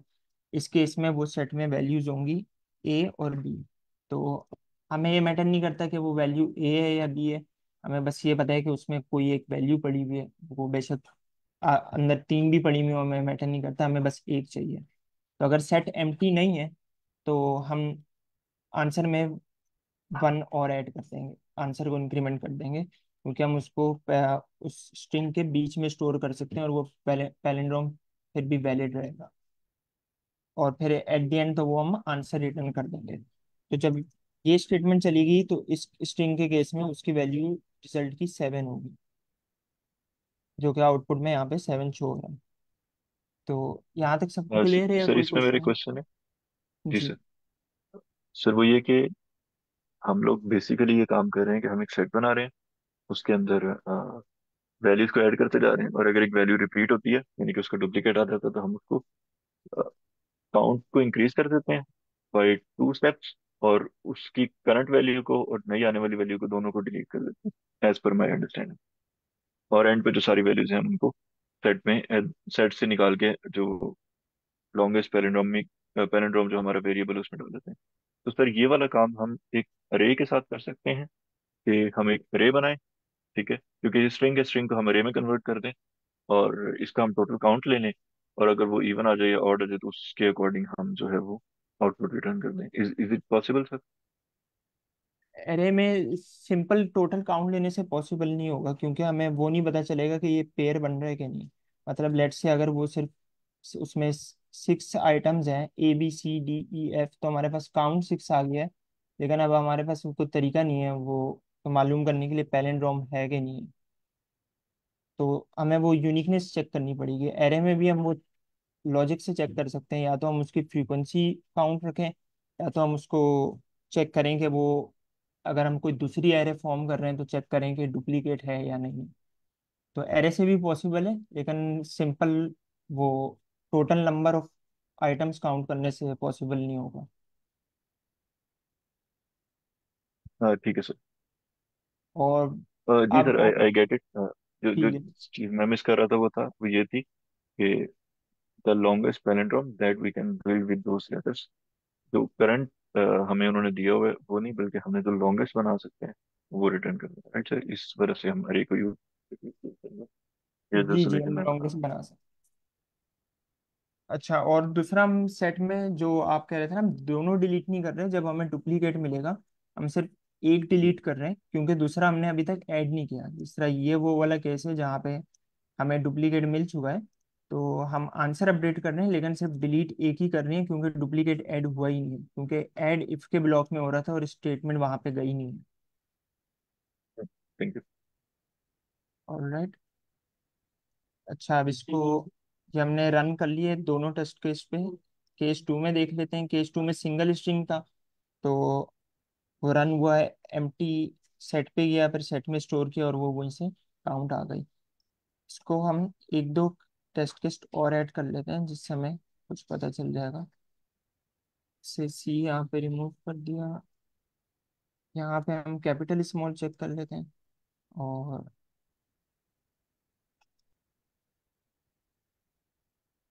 यहाँ पे हम ई भी डाल देते हैं।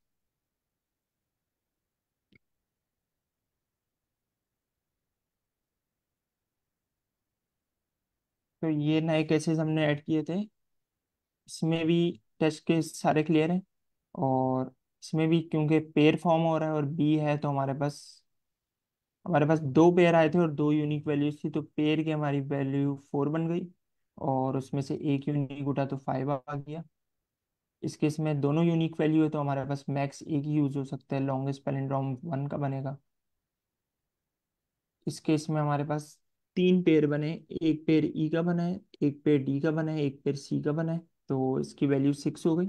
और एक सिंगल हमारे पास लेटर यूज हुआ है, तो उसकी वैल्यू 6 + 1 7 हो गई, तो टोटल 7 होगा। इसको हम सबमिट कर देते हैं।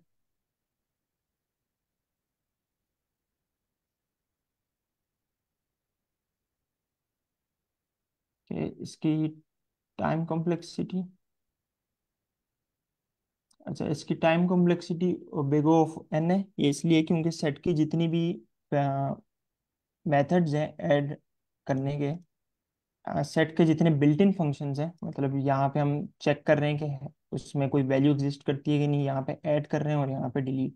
तो इसकी वर्स्ट केस में प्रोबेबिलिटी वो बिग ऑफ एन होगी। ऐड और डिलीट की तो कांस्टेंट होती है, बिग ऑफ 1 होती है, लेकिन चूंकि हैज हो रहा है तो वर्स्ट केस में मे बी इसको पूरा आइटरेट करना पड़े स्ट्रिंग। इस एरे में अगर एलिमेंट लास्ट पे हो तो आपको पूरा आइटरेट करना पड़ेगा। तो उस वजह से इसकी बिग ऑफ एन हो गई है, नहीं तो बाकी सारे कांस्टेंट वाले फंक्शंस हैं, स्टेटमेंट्स हैं, तो सिर्फ हैश की वजह से हमारे पास बिग ऑफ एन गई है। और ये फॉर लूप की वजह से भी, मेन चीज़ ये फॉर लूप है और उसके अंदर सेट का जो अपना फंक्शन है हैश, तो इस वजह से मैक्स हमारे पास worst case big of N है। अच्छा इसकी स्पेस कॉम्प्लेक्सिटी भी बिग ऑफ एन है, लेकिन इसमें स्पेस कॉम्प्लेक्सिटी इसलिए बिग ऑफ एन है क्योंकि यहाँ पे हम स्पेस यूज कर रहे हैं जो सेट में हम स्टोर कर रहे हैं, और ये नंबर तो हम ऐड करते जाएंगे, लेकिन जो सेट में हम स्टोर कर रहे हैं तो वो वर्स्ट केस में ये हो सकता है कि सारे स्टोर हो जाएं। जिस तरह अगर A B C D E F दिया हुआ है, कोई भी डुप्लीकेट वैल्यू नहीं है, सारी यूनिक वैल्यूज हैं, तो सारी सेट में स्टोर होती जाएंगी। तो एन वैल्यूज दी हुई है वो सारी स्टोर होंगी, तो इसलिए मेमोरीज की बिग ऑफ एन है। लेकिन इस प्रॉब्लम में एक इंटरेस्टिंग केस ये है कि वो बिग ऑफ एन भी कांस्टेंट बन जाएगा। मतलब क्योंकि इसमें लिमिटेशंस कुछ इस तरह की हैं। इन्होंने दिया हुआ है given a string S which consist of lower case और अपर केस लेटर्स। तो ये टोटल हमारे पास ये मैक्स होंगे 52 लेटर्स। तो 26 हमारे पास नॉर्मल उसमें होते हैं डिक्शनरी में लेटर्स अल्फ़ाबेट्स ए से लेकर जेड तक। तो अगर लोअर केस हैं तो वो ए से जी 26 हो गए, और हमारे पास अपर केस भी हो सकते हैं, तो 26 वो हो जाएंगे कैपिटल में। तो मैक्स हमारे पास 52 लेटर होंगे। तो और यहाँ पे एस डॉट की लेंथ की दी हुई स्ट्रिंग की लेंथ हमारे पास 2000। तो अगर ये हम 2000 आइट्रेशन करें तो मतलब यहाँ पे मैक्स 2000 आइट्रेशन होगी, तो वो बिग O ऑफ एन पे 2000 हो जाएगा। मतलब इस केस में कंस्ट्रेंट की वजह से वो लिमिटेड है, लेकिन मतलब ये कंस्ट्रेंट्स अगर हट जाए और वो बहुत बड़ा नंबर हो जाए तो वो बिग O ऑफ एन ही है फिर space complexity.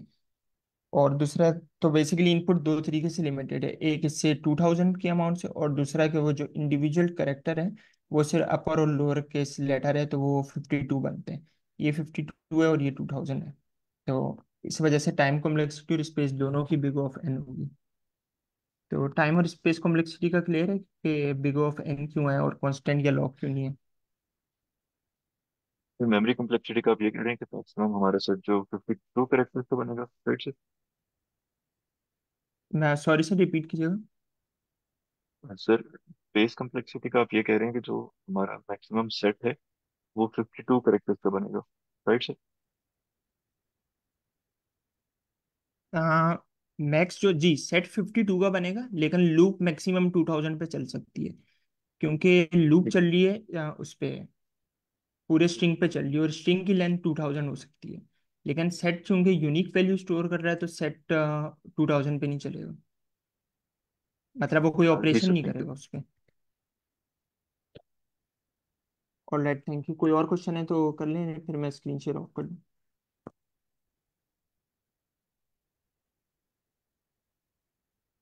Alright, thank you very much. Thank you sir.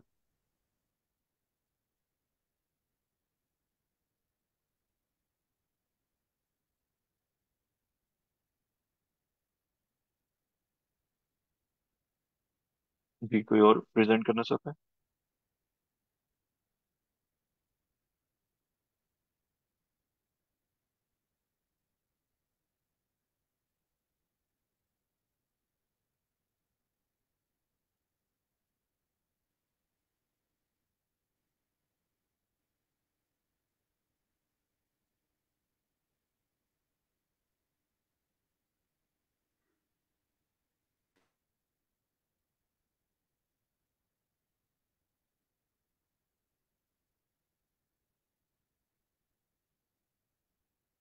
Ji ma'am Amina, आपने माइक ऑन किया था, आपको पेन लगी थी।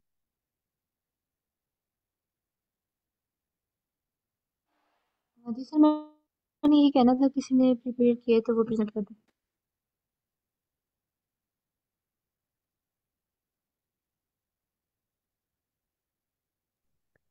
मैंने एक प्रिपेयर किया है, अगर किसी ने प्रेजेंट करना है तो वो कर ले, नहीं तो फिर मैं कर लेता हूँ। मैंने एंड के लिए रखा हुआ था कि आखिर पे कर लूँगा। जी सर, आप प्रेजेंट। ठीक है, मैं स्क्रीन शेयर करता हूँ।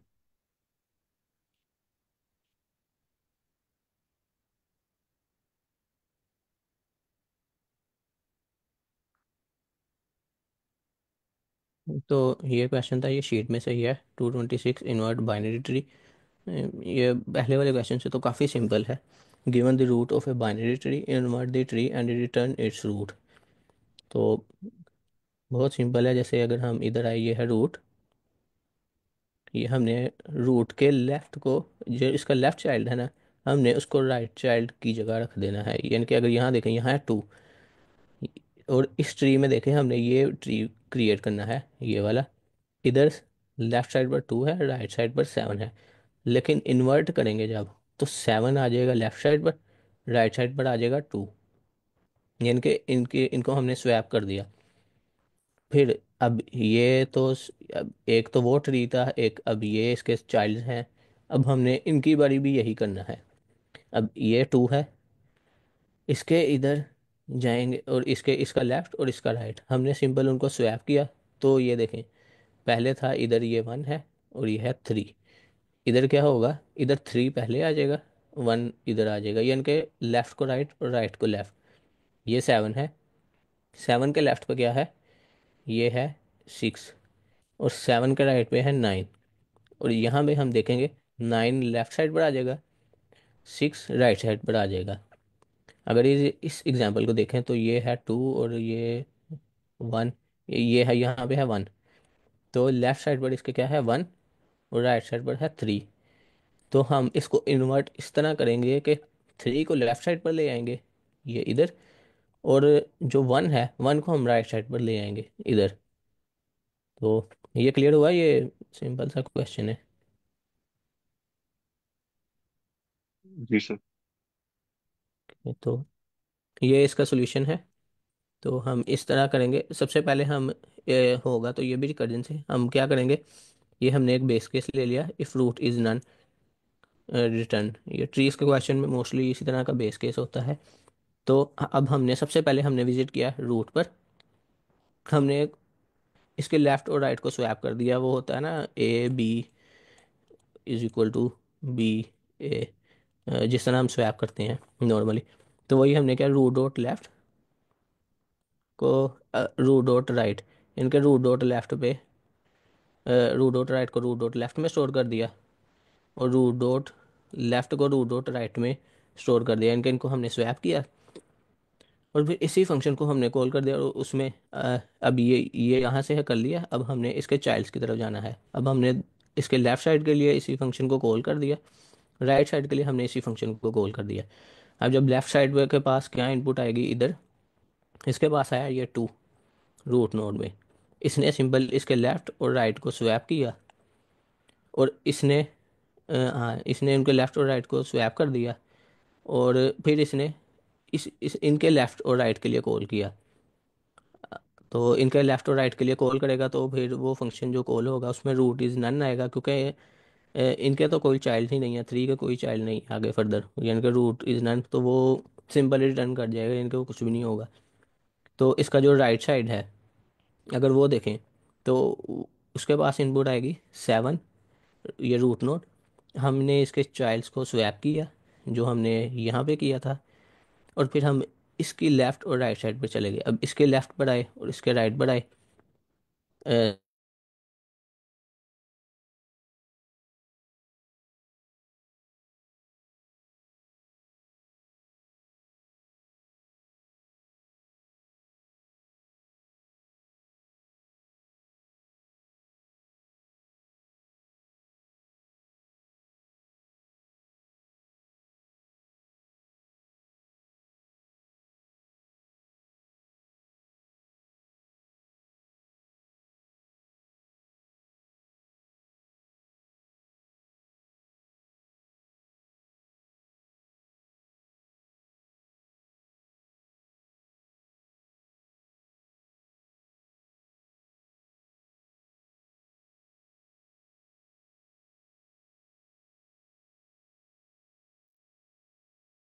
आई थिंक सर कासिम का इंटरनेट चला गया है। 2 मिनट वेट करते हैं, अगर वो नहीं आते फिर हम कोई और क्वेश्चन शुरू करते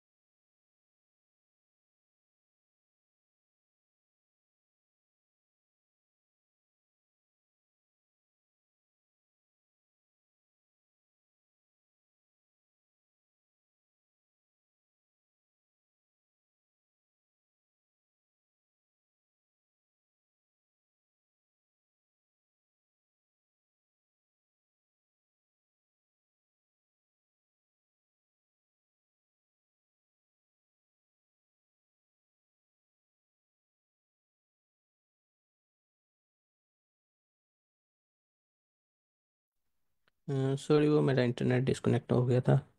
मैं करता हूँ।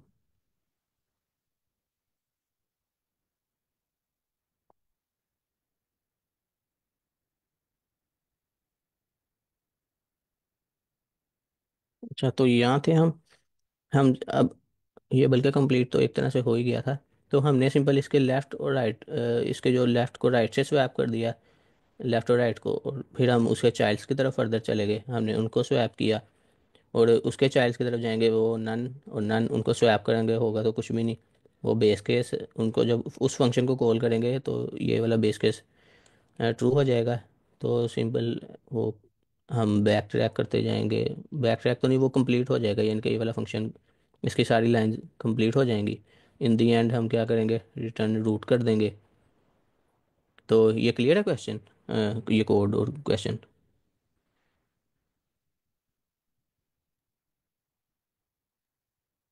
सर ये लाइन 14 को एक दफा दोबारा समझाते कि किस तरह से आप कर रहे हैं, लाइन क्योंकि ये 14, जी सर। इसमें ये है कि ये जो रूट डॉट लेफ्ट है ना, रूट डॉट लेफ्ट और रूट डॉट राइट, अब इसके ये था हम 4 पे हैं। अब इसका जो रूट डॉट लेफ्ट में है 2, यानी कि ये रूट डॉट लेफ्ट में इस वक्त है 2, और जो रूट डॉट राइट है उसमें है 7, वो है 7। अब इधर रूट डॉट लेफ्ट में हम स्टोर कर देंगे 7, वो बन जाएगा ये, यानी कि ये वाली कंडीशन। और रूट डॉट राइट में हम स्टोर कर देंगे ये 2। तो ये चीज़ बन गई, यानी कि हमने उनको स्वैप कर दिया। रूट डॉट लेफ्ट में रूट डॉट राइट की वैल्यू आ जाएगी, और रूट डॉट राइट में रूट डॉट लेफ्ट की वैल्यू आ जाएगी। तो जब हमने उनको स्वैप कर दिया, फिर ये यहाँ पे हम अब उनके फर्दर चाहे रूट डॉट लेफ्ट और राइट साइड को एक्सप्लोर करने लगे, यानी कि प्रॉब्लम को हमने सब प्रॉब्लम में डिवाइड कर दिया। ये क्लियर हुआ सर आपको? जी सर, थैंक यू। ये बिल्कुल वैसे ही है जैसे हम नॉर्मली इसको यूज कर रहे हैं। जो चीज़ मैं समझना चाह रहा था सर कि क्या हम इसमें वैल्यू रिप्लेस कर रहे हैं या एलिमेंट रिप्लेस कर रहे हैं, तो आई थिंक इसमें हम पूरा एलिमेंट ही जो है वो एक्सचेंज कर रहे हैं नोड जी बिल्कुल। जी जी, हम जी सर। पूरे के पूरे नोड को रिप्लेस कर रहे हैं। यहाँ हमने वैल्यू नहीं लिखा, नहीं तो वैल्यू लिखा होता तो वैल्यू चली जाती, नहीं तो हम पूरे पूरे नोड को कन्वर्ट कर रहे हैं, उधर स्वैप कर रहे हैं। जी सर, ठीक है, थैंक यू। ठीक है, मेरी तरफ से यही था, अगर किसी का सर कोई नहीं एक मेरा क्वेश्चन। क्वेश्चन है। जी जी। सर मेरा क्वेश्चन ये है कि जो आपने स्वैपिंग की है, ये आपने पहले की है। अगर हम इसकी बजाय चाइल्ड्स को पहले कॉल करें और बाद में स्वैपिंग करें, क्या डिफरेंस आएगा सर? सर ये मैंने किया था, ये भी रन हो जाएगा, ये देखें, मैंने ये भी करके देखा था। यहाँ ये आप कह रहे हैं ना पोस्ट ऑर्डर, एग्जैक्टली सर। ये भी रन होगा।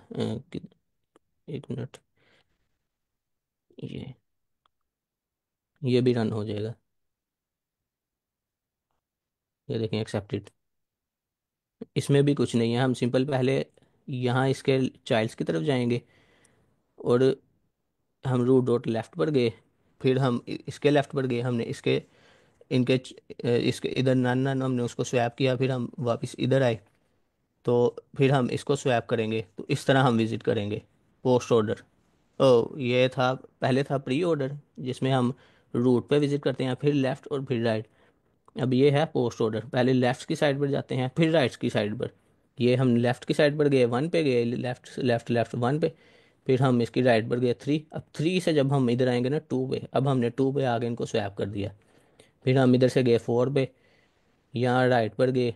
अभी हमने इसको कुछ नहीं कहना क्योंकि हमने करना है लेफ्ट साइड को एक्सप्लोर। लेफ्ट पर गए, यहाँ से वापस आए, राइट पर गए, यहाँ से वापस आए। अब 7 को हमने स्वैप कर दिया और फिर यहाँ से जाके इन दी एंड हम 4 के लेफ्ट और राइट को स्वैप कर देंगे। तो ये भी वैसे ही था, बस इसमें हम लास्ट पे कर रहे हैं स्वैप। हाँ बिल्कुल सही हो गया। Amazing sir, thank you. Okay sir, thank you.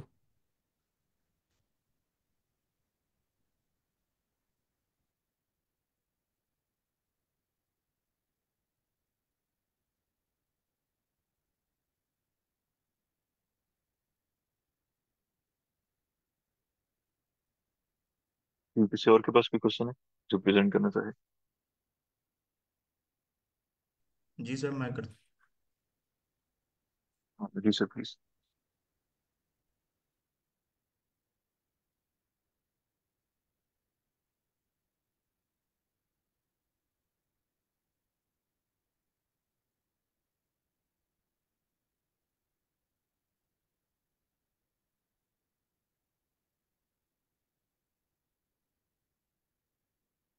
तो ये क्वेश्चन है इंसर्ट इंटरवल। उसको देखते हैं। You you are given an array of non overlapping intervals का नाम भी इंटरवल्स है, where intervals of I is equals to start of I and end of I, represent the start and the end of ith interval, and intervals in sorted is sorted in ascending order by start of I. You are also given an interval. New interval is equals to start and that represents the start and the end of another interval. Insert new interval into interval such that intervals is still sorted in ascending order by start of I and interval still does not have any overlapping intervals. Merge overlapping intervals if necessary.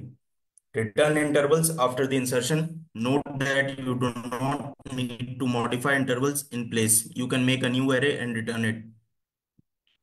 अच्छा, basically ऐसा है कि intervals दिए हुए हमें इसमें क्या है कि दो मतलब एक नेस्टेड एरे और उस दूसरा एक न्यू इंटरवल है। अब जैसे ये है इसमें एक नेस्टेड एरे, एक 1 और 3 है, एक इंटरवल जो कि 1 रिप्रेजेंट कर रहा है स्टार्ट ऑफ आई को। अगर मैं इस जो फर्स्ट नेस्टेड एरे है इस वाली एरे को ith हम वो कर लें, तो इसमें ये वाला जो एलिमेंट है 1 ये स्टार्ट ऑफ आई है और ये 3 जो है ये एंड ऑफ आई है, जो इसने यहाँ ऊपर हमें एक्सप्लेन किया है कि interval of I is equals to start of I और एंड ऑफ आई। अच्छा, न्यू इंटरवल क्या है? न्यू इंटरवल में भी इसी तरह एक स्टार्ट और एक एंड दिया हुआ है, और जिस तरह के ये दिया हुआ है 6 और 9 इसमें। अब इनको क्या करना है कि हमने इन न्यू इंटरवल को इंटरवल्स में इंसर्ट करना है। ये जो न्यू इंटरवल का एरे है ना, इस पूरे एरे को इसमें इंसर्ट करना है।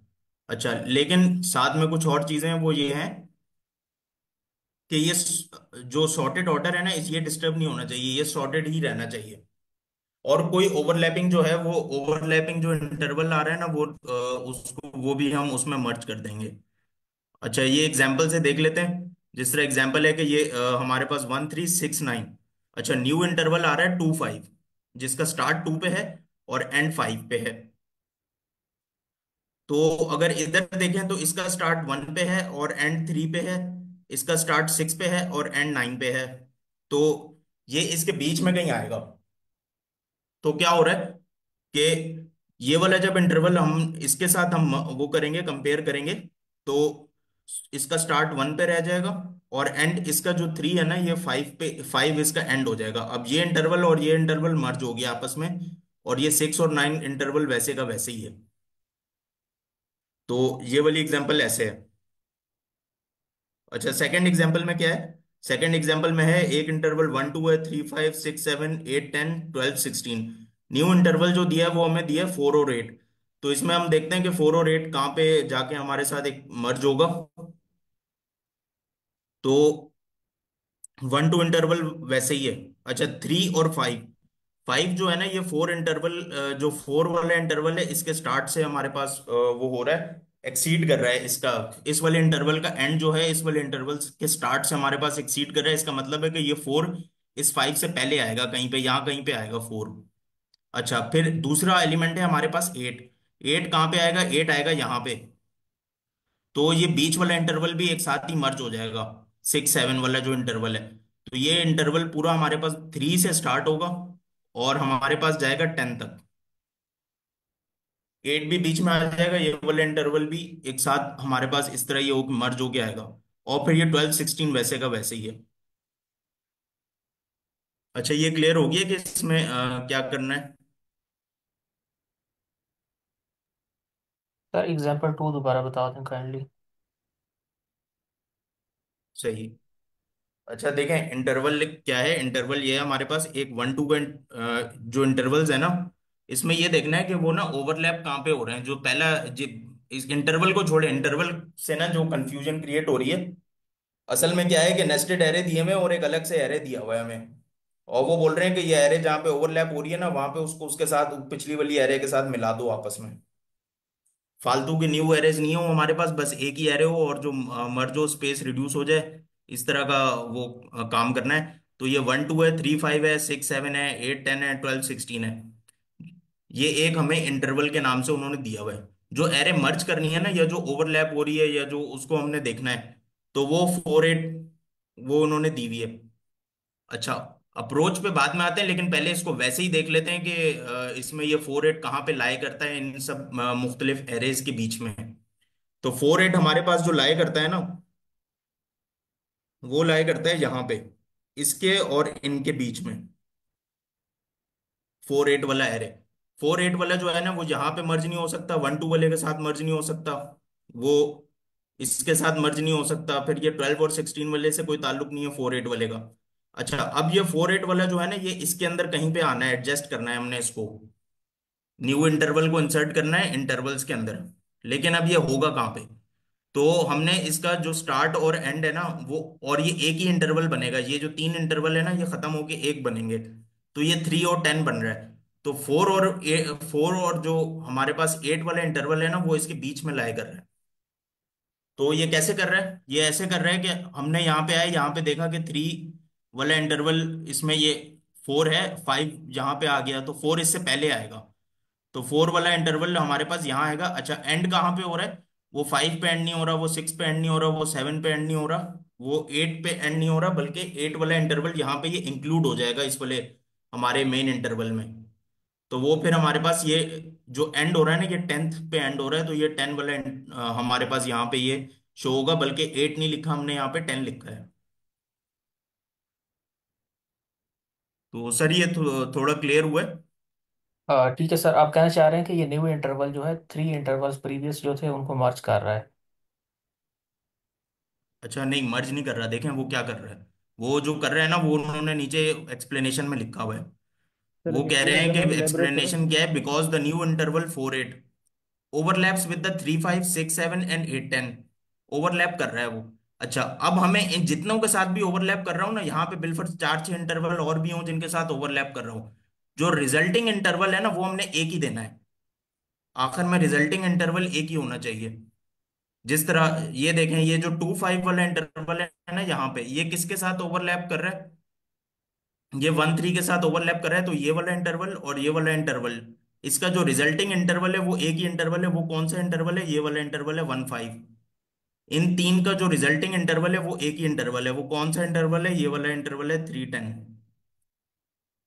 Got it sir, thank you so much. तो वो जितनों के साथ भी वो कर रहा हूँ ना, हमें रिजल्टिंग इंटरवल उसमें एक ही देना है बस। तो क्या लगता है क्या अप्रोच होगी इसमें?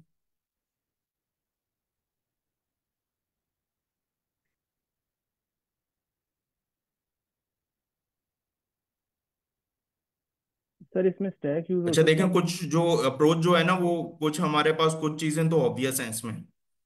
वो ऑब्वियस ये है कि अगर हम ये हमें देखें, हमें इस इंटरवल को ना इनके बीच में कहीं पे ओवरलैप करना है। तो हम ये देखेंगे कि ये स्टार्ट कहाँ से हो रहा है और एंड कहाँ से हो रहा है। इसके भी स्टार्ट को हम ट्रैक करें, और इसके एंड को भी ट्रैक करें। सिमिलरली इधर जो हमारे पास एक इधर स्टार्ट है और एक इधर एंड है, इन दोनों को ट्रैक करें। अच्छा, अब अगर ये वाला जो 3 है, जो हमारे पास इंटरवल्स का ith इंटरवल है, उसका लास्ट एलिमेंट जो एंड है, जो i start of I end of i है हमारे पास, एंड ऑफ आई जो है अगर वो स्मॉलर है हमारे पास इससे, क्या कहते हैं, स्टार्ट ऑफ आई से, तो फिर तो जो है वो ये इसका इससे कोई ताल्लुक ही नहीं है, ये हमारे पास यहाँ पे इंक्लूड ही नहीं होगा, बल्कि ये एज इट इज कॉपी हो जाएगा नीचे, जिस तरह सेकंड एग्जाम्पल में हुआ है। ये देखें, ये एंड ऑफ आई जो है हमारे पास, ये स्मॉलर है किससे, 4 से। तो इसका इससे कोई ताल्लुक ही नहीं है, ये इससे पहले आएगा। तो ये एज इट इज कॉपी हो गया नीचे। इसके आगे जितने भी होते हैं ना सारे कॉपी आ जाते हैं। कब तक? जब तक ये वाला हमारे पास इक्वल ना आ जाए या उसके लेस देन ना हो जाए नेक्स्ट इंटरवल से, उसके एंड वाले नेक्स्ट इंटरवल से। अब 4 जो है इधर इस वाली एग्जांपल में वो 5 से लेस है। तो अब हमें पता है कि इससे आगे जाना बेकार है, और बल्कि इसके अंदर ही इसको कहीं मर्ज करना है। और हो सकता है नेक्स्ट वाले इंटरवल्स को भी हम देखते हैं। अच्छा, तो अब हमें इसकी इंसर्ट पोजीशन पता लग गई है कि ये इंटरवल का जो स्टार्ट है ना वो कहाँ से होगा, वो किस वाले ith इंटरवल से हमें स्टार्ट करना है। तो ये हमें पता लग गया कि भाई इस वाले ith इंटरवल से हमें ये वाला जो ith वाला इंटरवल है ना, इससे स्टार्ट करना है हमने। अच्छा, अब मसला ये है कि कितने इंटरवल इसके साथ में मर्ज करने हैं, 2 करने हैं, 3 करने हैं, ये हमें पता लगेगा जो एंड जहां पे हो रहा है। तो एंड के लिए हम ये देख लेते हैं कि इसकी स्टार्ट वाले की पोजीशन क्या है, और इसमें जो स्टार्ट वाला है वो अगर लेस देन हो या ग्रेटर देन हो, उससे हमें पता लग जाएगा कि वो उसके एंड से, कि वो कहाँ पे एंड हो रहा है। अच्छा, ये मैं थोड़ा उसमें कोड में भी बताता हूँ कि ये कोड में किस तरह होगा। बेसिकली 2 कंडीशंस हैं और दोनों रिवर्सिबली भी चलती हैं। मतलब क्या मतलब है इसका? इसका मतलब ये है कि अगर आप एक चीज देखें, एक चीज 4, अगर मैं यहाँ पे लिख रहा हूँ ना कि 4 इज ग्रेटर देन 8, तो ये एज इट इज सेम बात है कि 8 इज के सॉरी 4 इज लेस देन 8। तो ये बिल्कुल ऐसी ही बात है कि 8 इज ग्रेटर देन 4। तो ये दोनों रिवर्स में भी चल रही हैं, दोनों कंडीशंस ट्रू हैं। तो इसमें भी हम कुछ ऐसा ही करेंगे, और इनके स्टार्ट और एंड को ट्रैक करेंगे, और फिर देखेंगे कि ये किस तरह मतलब उसमें हमारे पास इसमें हो रहा है। तो बेसिकली थोड़ा बहुत आइडिया हो रहा है अप्रोच का। जी सर। तो बाकी तो और कुछ नहीं है इसमें, कोड देख लेते हैं, और कोड में जो है वो सीधा सीधा। अच्छा, इसमें ना कुछ एज केसेस हैं। असल में जो इसमें मसला है ना, वो सारा एज केसेस में ही है। देखें, बिलफर्ज अगर कोई हमारे पास ऐसा इंटरवल आ जाए, जिस तरह ये 2 5 का इंटरवल है ना, और यहाँ पे इंटरवल जो हमारे पास स्टार्ट हो रहा है वो 1 से हो रहा है, 3 पे एंड हो रहा है, 6 पे हो रहा है, 9 पे हो रहा है। तो जो लोएस्ट मेरे पास इंटरवल है ना, वो जो स्टार्ट ऑफ आई है वो 1 है, जो एंड ऑफ आई जो हाईएस्ट है वो 9 है। अच्छा, मैं अगर इधर 2 5 की जगह एक ऐसा इंटरवल लिख दूं जो 10 से स्टार्ट हो रहा है और 11 पे एंड हो रहा है, इस तरह हो रहा है, या एक ऐसा इंटरवल लिख दूं कि जो बिलफर्ज -4 से स्टार्ट हो रहा है और -1 पे एंड हो रहा है। अब ये इंटरवल्स जो है ना, ये या तो एंड में जाके ऐड होंगे या तो उनके स्टार्टिंग में जाके एंड होंगे। अच्छा, माइनस वाला तो हो सकता है कंस्ट्रेंट में हो ही ना, वो हमें देखना पड़ेगा। लेकिन बिलफर्ज बात यही है कि वो मतलब ऐसा इंटरवल हमारे पास आ सकता है कि जो बिल्कुल एंड में जाके ऐड हो, जिस तरह ये 10 और 11 वाली एग्जांपल है। ये माइनस वाले को छोड़ देते हैं। तो ये एक एज केस है इसमें। अच्छा, एक और एज केस है, वो ये है 0 वाला, कि हमारे पास इंटरवल ही एम्प्टी आ जाए। तो फिर क्या होगा? क्योंकि ये 0 is less than equal to interval है, तो इंटरवल अगर वो हमारे पास जीरो एम्प्टी आ जाए और इंटरवल्स वाली एरे में कुछ आ जाए, फिर क्या हमने रिटर्न करना होगा? उस केस में भी इसको देखना है। और फिर दूसरा ये है कि interval is sorted by start of I in ascending order. अच्छा, चूंकि ये सॉर्टेड है ना, इसलिए काम आसान है इसमें, कि हमने सिर्फ स्टार्ट और एंड को स्मॉलेस्ट और हाईएस्ट नंबर ट्रैक करना है। अगर ये सॉर्टेड ना होता ना, फिर मसला होता, फिर हमें ये पता फिर असल में होता क्या, फिर असल में ये होता कि ये 1 2 वाला इंटरवल जो है ना, ये हो सकता है 12 और 16 वाले के बाद आता। अब फिर मसला था, अब हम सॉर्टेड ऑर्डर मेंटेन नहीं कर सकते इसमें। तो खैर, अच्छा, ये कोड में देखते हैं तो उसमें काफी अच्छा क्लियर हो जाएगा कि ये क्या है।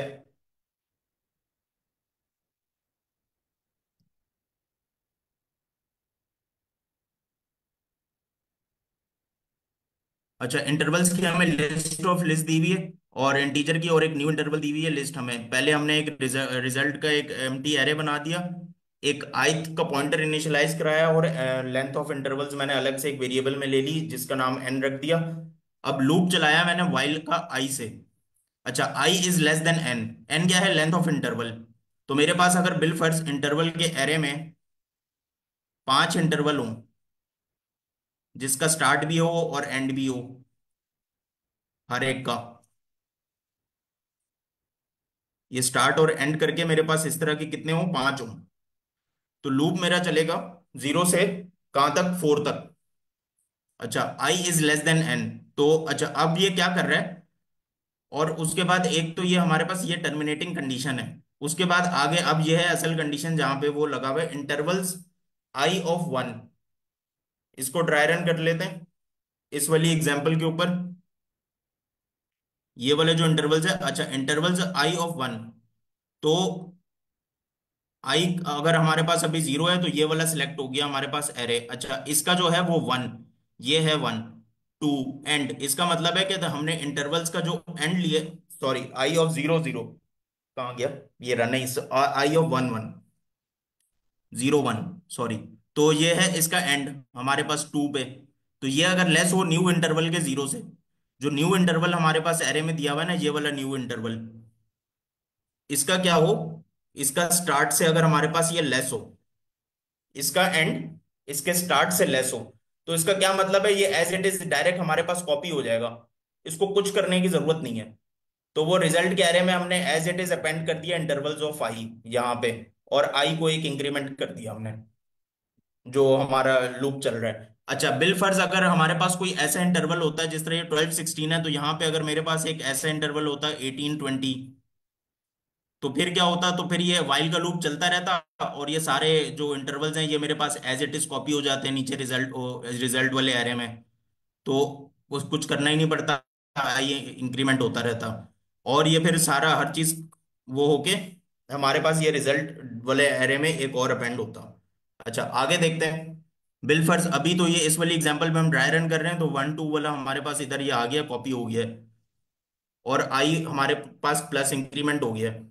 अच्छा, अब प्लस इंक्रीमेंट हुआ तो अब ये वाला एरे सिलेक्ट हो गया हमारे पास 3 5 वाला। फिर इसका चेक करेंगे कि 5 जो है वो क्या लेस देन है न्यू इंटरवल ऑफ 0 से। न्यू इंटरवल ऑफ 0 क्या है? 4। 5 इज लेस देन 4, तो ये कंडीशन फॉल्स हो जाएगी। नेक्स्ट वाले उसमें जाएंगे हम।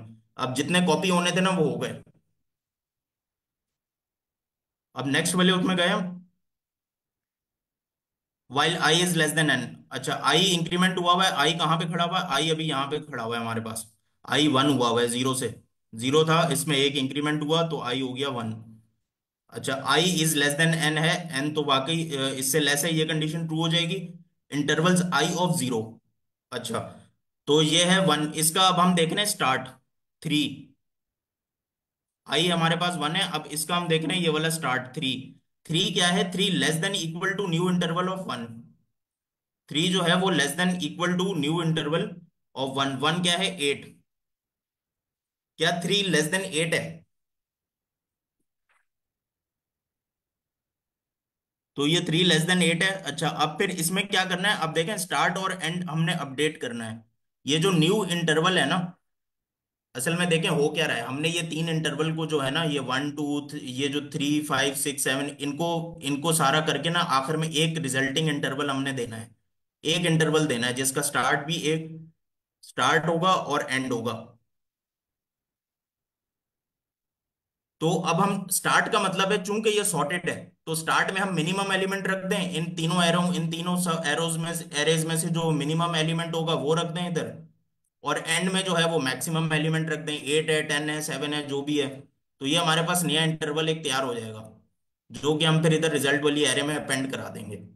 तो ये काम हो रहा है कि न्यू इंटरवल का ये वाला जो न्यू इंटरवल है 4 8 वाला, इसमें क्या करना है, इसका जो फर्स्ट इंडेक्स है जीरो पे, जहां पे जो स्टार्ट है इसका, स्टार्ट ऑफ आई, ये वाला इंडेक्स, इस पे क्या करना है, इस पे हम मिनिमम फाइंड कर लो इंटरवल्स आई ऑफ जीरो का और new intervals of zero. Intervals I of zero में क्या रखा हुआ है अभी हमारे पास, स्टार्ट, ये 3 रखा हुआ है हमारे पास, ये 3। तो 3 इधर आ गया हमारे पास 3, और ये new interval of zero, new interval of zero में क्या है, 4। 4। तो 3 और 4 में से हमारे पास जो मिनिमम होगा वो 3 होगा, तो ये नया इंटरवल अब तैयार हो रहा है हमारे पास, और इसमें ये मिनिमम में आ गया 3। न्यू इंटरवल के जीरो इंडेक्स पे हमने रख दिया 3। अच्छा, अब न्यू इंटरवल का जो फर्स्ट इंडेक्स है ये 1 इंडेक्स है, यहाँ पे हमने क्या रखना है, maximum of interval of I of 1 and new interval of 1। अच्छा, इंटरवल्स ऑफ आई ऑफ 1 को देखते हैं, इंटरवल्स ऑफ आई ऑफ 1 जो है वो ये है 5, और कॉमा न्यू इंटरवल ऑफ 1, तो न्यू इंटरवल ऑफ 1 में क्या है, 8। तो 5 8, इसमें ये आ गया हमारे पास 8 आ जाएगा। 3 8। अच्छा, अब इसको जो है ना, आई प्लस इक्वल टू 1, ये हमारे पास जाएगा, एक आई अब पहुंच गया इस वाले इंटरवल पे। अच्छा देखें, ये 8 है ना, अब ये इसे 10 जा, जब तक ये 10 नहीं हो जाएगा ना, हाईएस्ट वैल्यू नहीं मिलेगी, ये चलता रहेगा लूप। अब ये लूप जाके हमारे पास फिर दोबारा आई, इसमें एक इंक्रीमेंट हुआ, दोबारा यही काम होगा, 3 और मिनिमम फाइंड करेगा, 3 और 6 में से मिनिमम फाइंड करेगा हमारे पास, तो वो 3 आ जाएगा, फिर मैक्सिमम फाइंड करेगा।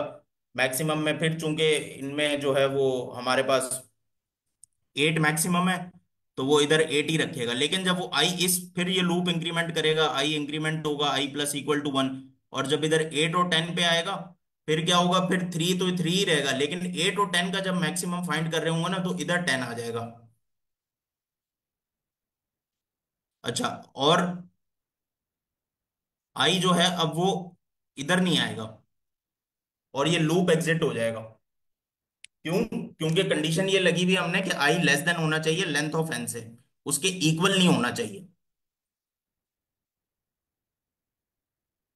अच्छा, फिर क्या होगा, फिर नीचे आएंगे तो ये जो पूरा इंटरवल तैयार होकर रखा हुआ है हमारे पास, ये अपडेट होता रहे, 3 और 10, ये 3 और 10 का इंटरवल जो है ना, ये रिजल्ट वाले एरे में अपेंड हो जाएगा। इससे पहले एक इंटरवल अपेंड हुआ था, वो ये था 1 और 2 का, जो ये वाला वाइल लूप चला था पूरा।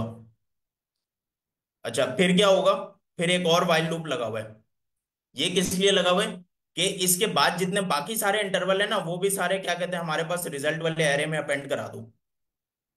बाकी जितने एरे बचे हुए हैं ना, वो जिस तरह मर्ज सॉर्ट में बाकी सारे वो एरे होते हैं ना, वो सारे अपेंड कराने होते हैं, तो ये वाइल लूप उसका लगाया हुआ है कि रिजल्ट डॉट अपेंड और इंटरवल्स ऑफ आई।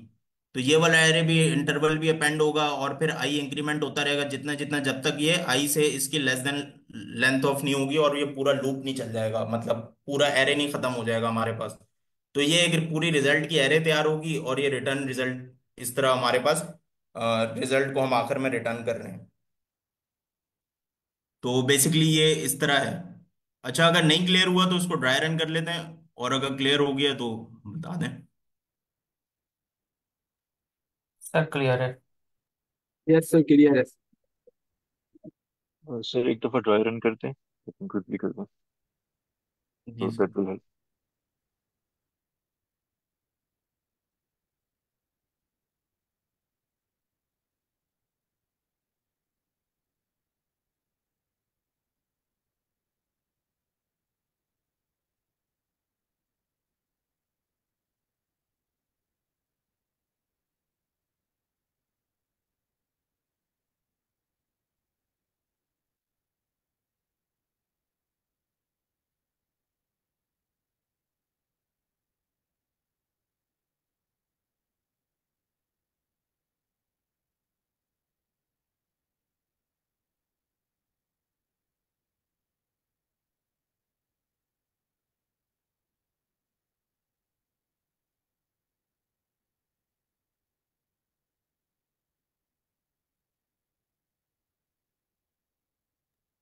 सर वो सेल्स भी हटा दीजिएगा।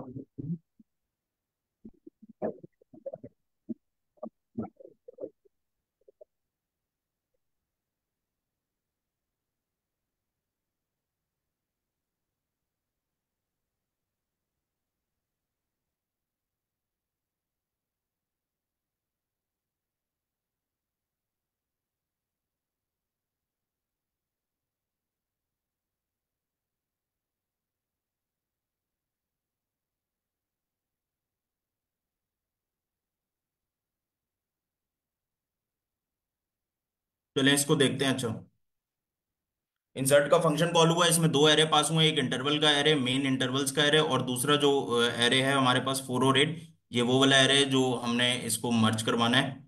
अच्छा, तो ये इंटरवल्स में कॉल हुआ है और ये दोनों हमारे पास फंक्शन के उसमें कॉल में आ गए हैं। अच्छा, तो इसको देख लेते हैं ये किस तरह विजुलाइज करवा रहा है। इंटरवल्स के 0 इंडेक्स पे ये वाला एरे रखा है, फर्स्ट इंडेक्स पे ये रखा है, सेकंड इंडेक्स पे ये रखा है, थर्ड पे ये, और फोर्थ और फिफ्थ पे ये। इंडेक्सिंग चूंकि 0 से है तो 0 से लेके 4 तक होगा, और आई अब 0 से स्टार्ट होगा, और लेंथ ऑफ इंटरवल्स हमारे पास क्या आएगी, 5। तो रिजल्ट का एक एम्प्टी एम्प्टी लिस्ट हमारे पास ये आ रही है। ये I0 आ गया है और लेंथ ऑफ इंटरवल n = 5 आ गया। आगे चलते हैं, अब वाइल का लूप चलना शुरू हुआ है। वाइल में कंडीशन ये चेक कर रहा है वो कि I n, तो I n, 0 <5, ये ट्रू हो गया। इंटरवल्स ऑफ I ऑफ, ये रहा इंटरवल्स ऑफ I ऑफ 1, तो I में चूंकि 0 है तो 0 के ऊपर ये वाला, 0 के ऊपर कौन सी लिस्ट रखी हुई है, ये वाली लिस्ट रखी हुई है। इसका क्या, ये I0, इसका फर्स्ट इंडेक्स ये है एंड। ये क्या है, ये लेस है, 2 << new interval of 0। New interval का एरे हमारे पास ये रहा 4 और 8। इसका जो 0 इंडेक्स है वो है 4, तो 2 <<4, तो ये ट्रू हो जाएगा। तो ये हमारे पास ये कंडीशन ट्रू हो जाएगी। ये पूरा का पूरा इंटरवल कौन सा, इंटरवल्स ऑफ आई इंटरवल, ये इंटरवल्स ऑफ आई पे क्या है, ये रहा इंटरवल्स का एरे, और इसका आई जो है वो चूंकि अभी 0 है, तो ये पूरा का पूरा 1 2 का एरे ये हमारे पास डायरेक्टली उसके अंदर न्यू लिस्ट के अंदर, ये जो एम्प्टी लिस्ट है यहाँ पे अपेंड हो जाएगा, और आई की वैल्यू 1 हो जाएगी। तो इसको करते हैं। तो ये अभी कंडीशन ट्रू हो गई है। रिजल्ट में वो हमारे पास इंटरवल्स में, अच्छा ये शो बेसिकली ऐसे कर रहा है कि उसने वो 0 वाली जो वैल्यू है ना वो पूरा हमारे पास, ये 0 का वो इधर लिख दिया, और ये पॉइंट उसको कर रहा है 1 2 वाले को। तो ये दिखा इस तरह रहा है, वरना बेसिकली ये एक अलग से एरे बन रही है। तो मतलब वो है स्पेस वो ले रहा है, लेकिन ये इसमें इधर पाइथन ट्यूटर पे इसको पॉइंट करके दिखा रहा है, लेकिन वैसे ये स्पेस ले रहा है। ओ ऑफ एन है हमारे पास इसकी स्पेस कॉम्प्लेक्सिटी। तो अच्छा ठीक है, फिर इसके बाद जो है हमारे पास आई अब 1 हो गया।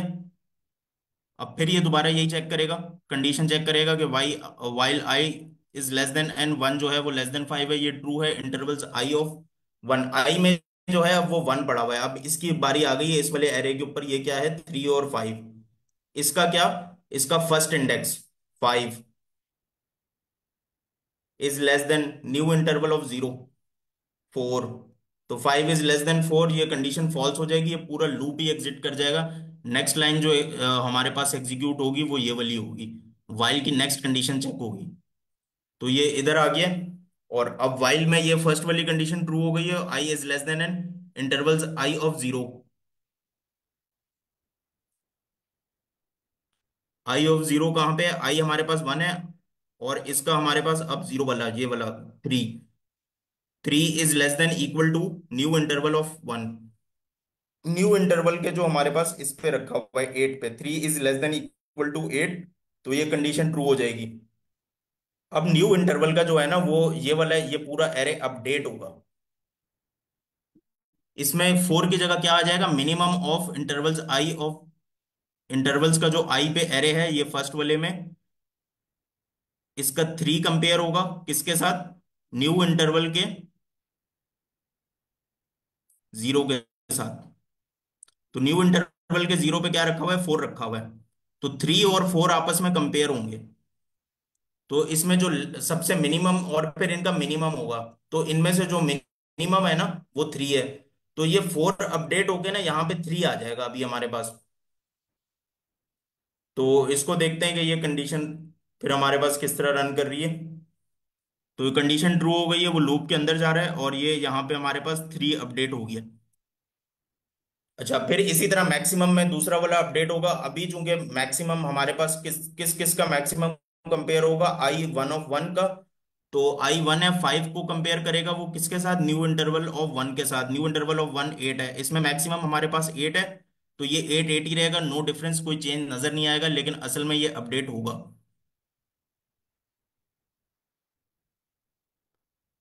तो आई प्लस इक्वल, अच्छा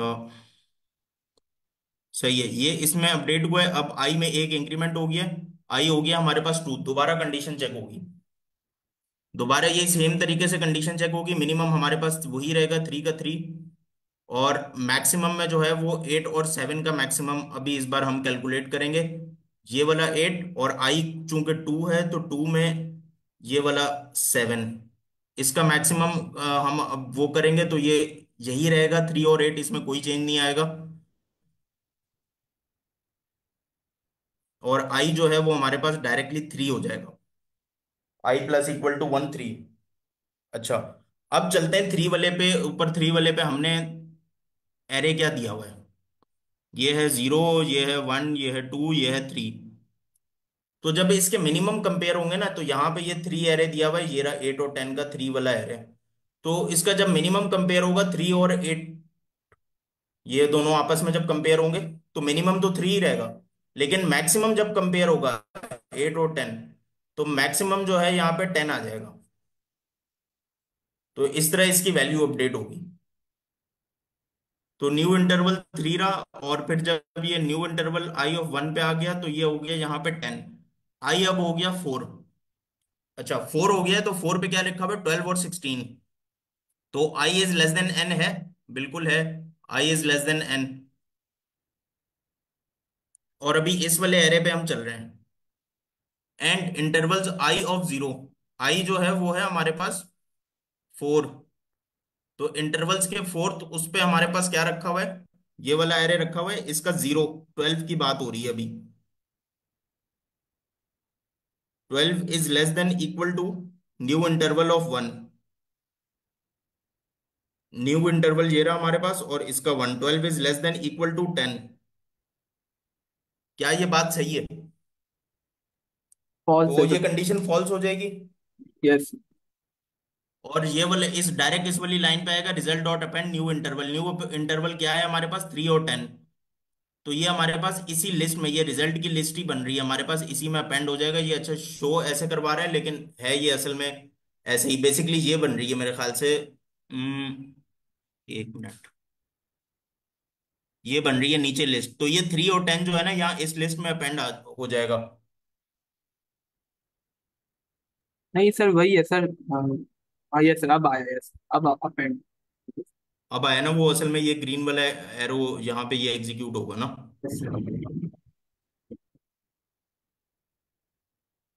अच्छा, आगे चलते हैं। While I is less than N, तो ये बात तो ठीक है, अभी भी I is 4 is less than 5, तो कंडीशन ट्रू हो गई है। अब क्या करो, result dot append intervals of i. तो इंटरवल्स ऑफ आई में बाकी जितने बचे हैं ना वो सारे भी अपेंड कर दो इसमें। तो वो कितने बचे हैं, वो एक ही बचा है, ये 12 और 16 वाला। यहाँ पे जाके कंडीशन फॉल्स हुई थी, तो ये भी डायरेक्टली इसके अंदर अपेंड हो जाएगा। तो इसने इसको यहाँ पे लिंक कर दिया 12 और 16। अब 3 हमारे पास जो है ना वो इंटरवल्स यहाँ पे लिंक हो गए हैं। कौन कौन से देखते हैं, आखिरी रिजल्टेंट इंटरवल में क्या बचा है। पहले 0 इंडेक्स पे ये वाला इंटरवल कौन सा है, ये जो ऊपर हमारे पास 1 2 को पॉइंट कर रहा है, ये वाला। दूसरा इंटरवल कहाँ जा रहा है, 1 वाले के ऊपर। 1 वाला जा रहा है हमारे पास ये 3 10 के ऊपर। फिर तीसरा इंटरवल यहाँ जा रहा है 12 और 16 के ऊपर। तो ये 3 हमारे पास इसमें, ये 3 आंसर में रिटर्न, रिजल्ट में, ये वाली लिस्ट में इस तरह हमारे पास ये 3 इंटरवल रिटर्न होंगे। और ये रिटर्न रिजल्ट, तो ये रिटर्न रिजल्ट में रिजल्ट ये वाली वैल्यू रिटर्न कर रहा है। तो ये इस तरह होगा बेसिकली।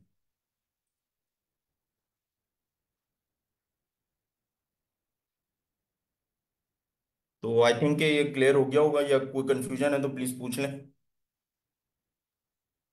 हाँ जी सही है, क्लियर।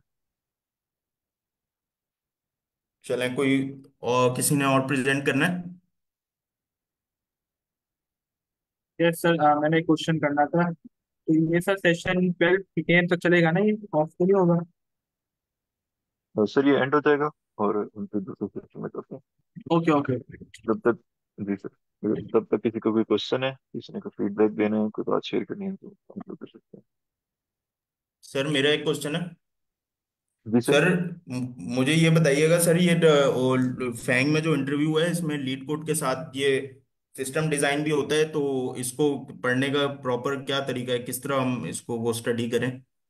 क्योंकि ये तो एक पूरी बहुत वास्ट फील्ड है। कोई बुक से करें, या वो बुक पढ़ के आई कोड पे कोर्स स्टार्ट करा दूं, या डायरेक्टली कोई यूट्यूब की कोई प्लेलिस्ट वगैरह या कोई कोर्सेरा का कोर्स करके यहाँ पे वो पढ़ा दूं?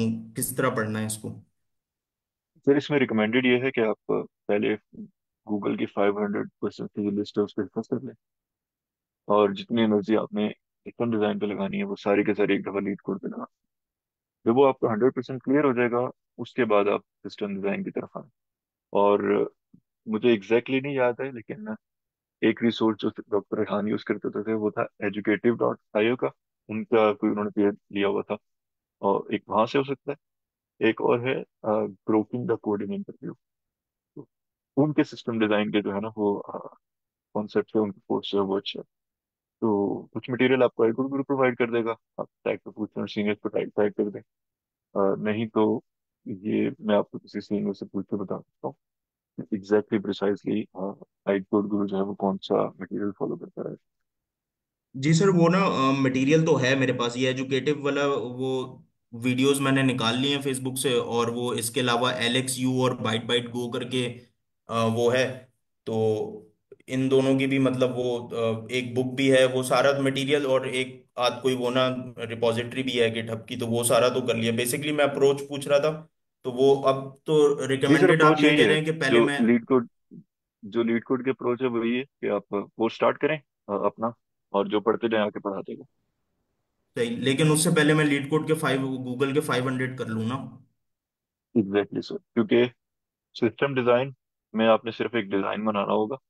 आई नो थोड़ा सा कॉम्प्लिकेटेड होता है स्टार्ट में, लेकिन at the end of the day आपने डिजाइन बनाना होगा। जैसे आप एग्जाम्पल लेने, आप ट्विटर को डिजाइन कर दें, और लीड कोड के अंदर थोड़ी सी चीजें आ जाती हैं टेक्निकल या कॉन्सेप्चुअल, वो टेक्निकल ज्यादा आ जाती हैं। तो अगर ये क्लियर होंगी तो फिर वो थ्योरेटिकल चीजें जो है वो इतनी ज्यादा मुश्किल नहीं रहती। और इसके बाद एक बिहेवियर राउंड भी होता सही सही, थैंक यू सर। है।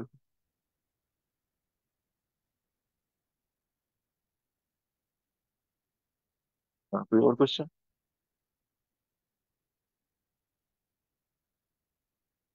जी सर अमीर हमजा, तो फिर यही रिकमेंडेड है कि आप ना एक दफा 500 की लिस्ट को कंप्लीट करें, और कोशिश करें कि सेशन लीड कर लें। तो टाइम में जरा जिस तरह भी कर रहे हैं सेशन को ज्वाइन कर लिया करें जब आप अवेलेबल होते हैं, और प्रेजेंट करते रहें। जब लिस्ट आपकी कंप्लीट हो जाएगी, क्वेश्चन रिपीट होने शुरू हो जाएंगे, आपको ये लगे that you are in a position that if a FAANG company interviews you you will pass the interview, तो फिर आप सिस्टम डिजाइन की तरफ चले जाइए, ताकि वो आपके लिए आसान हो जाए। थर्ड थर्ड सही सिस्टम डिजाइन कोर्स है ठीक है।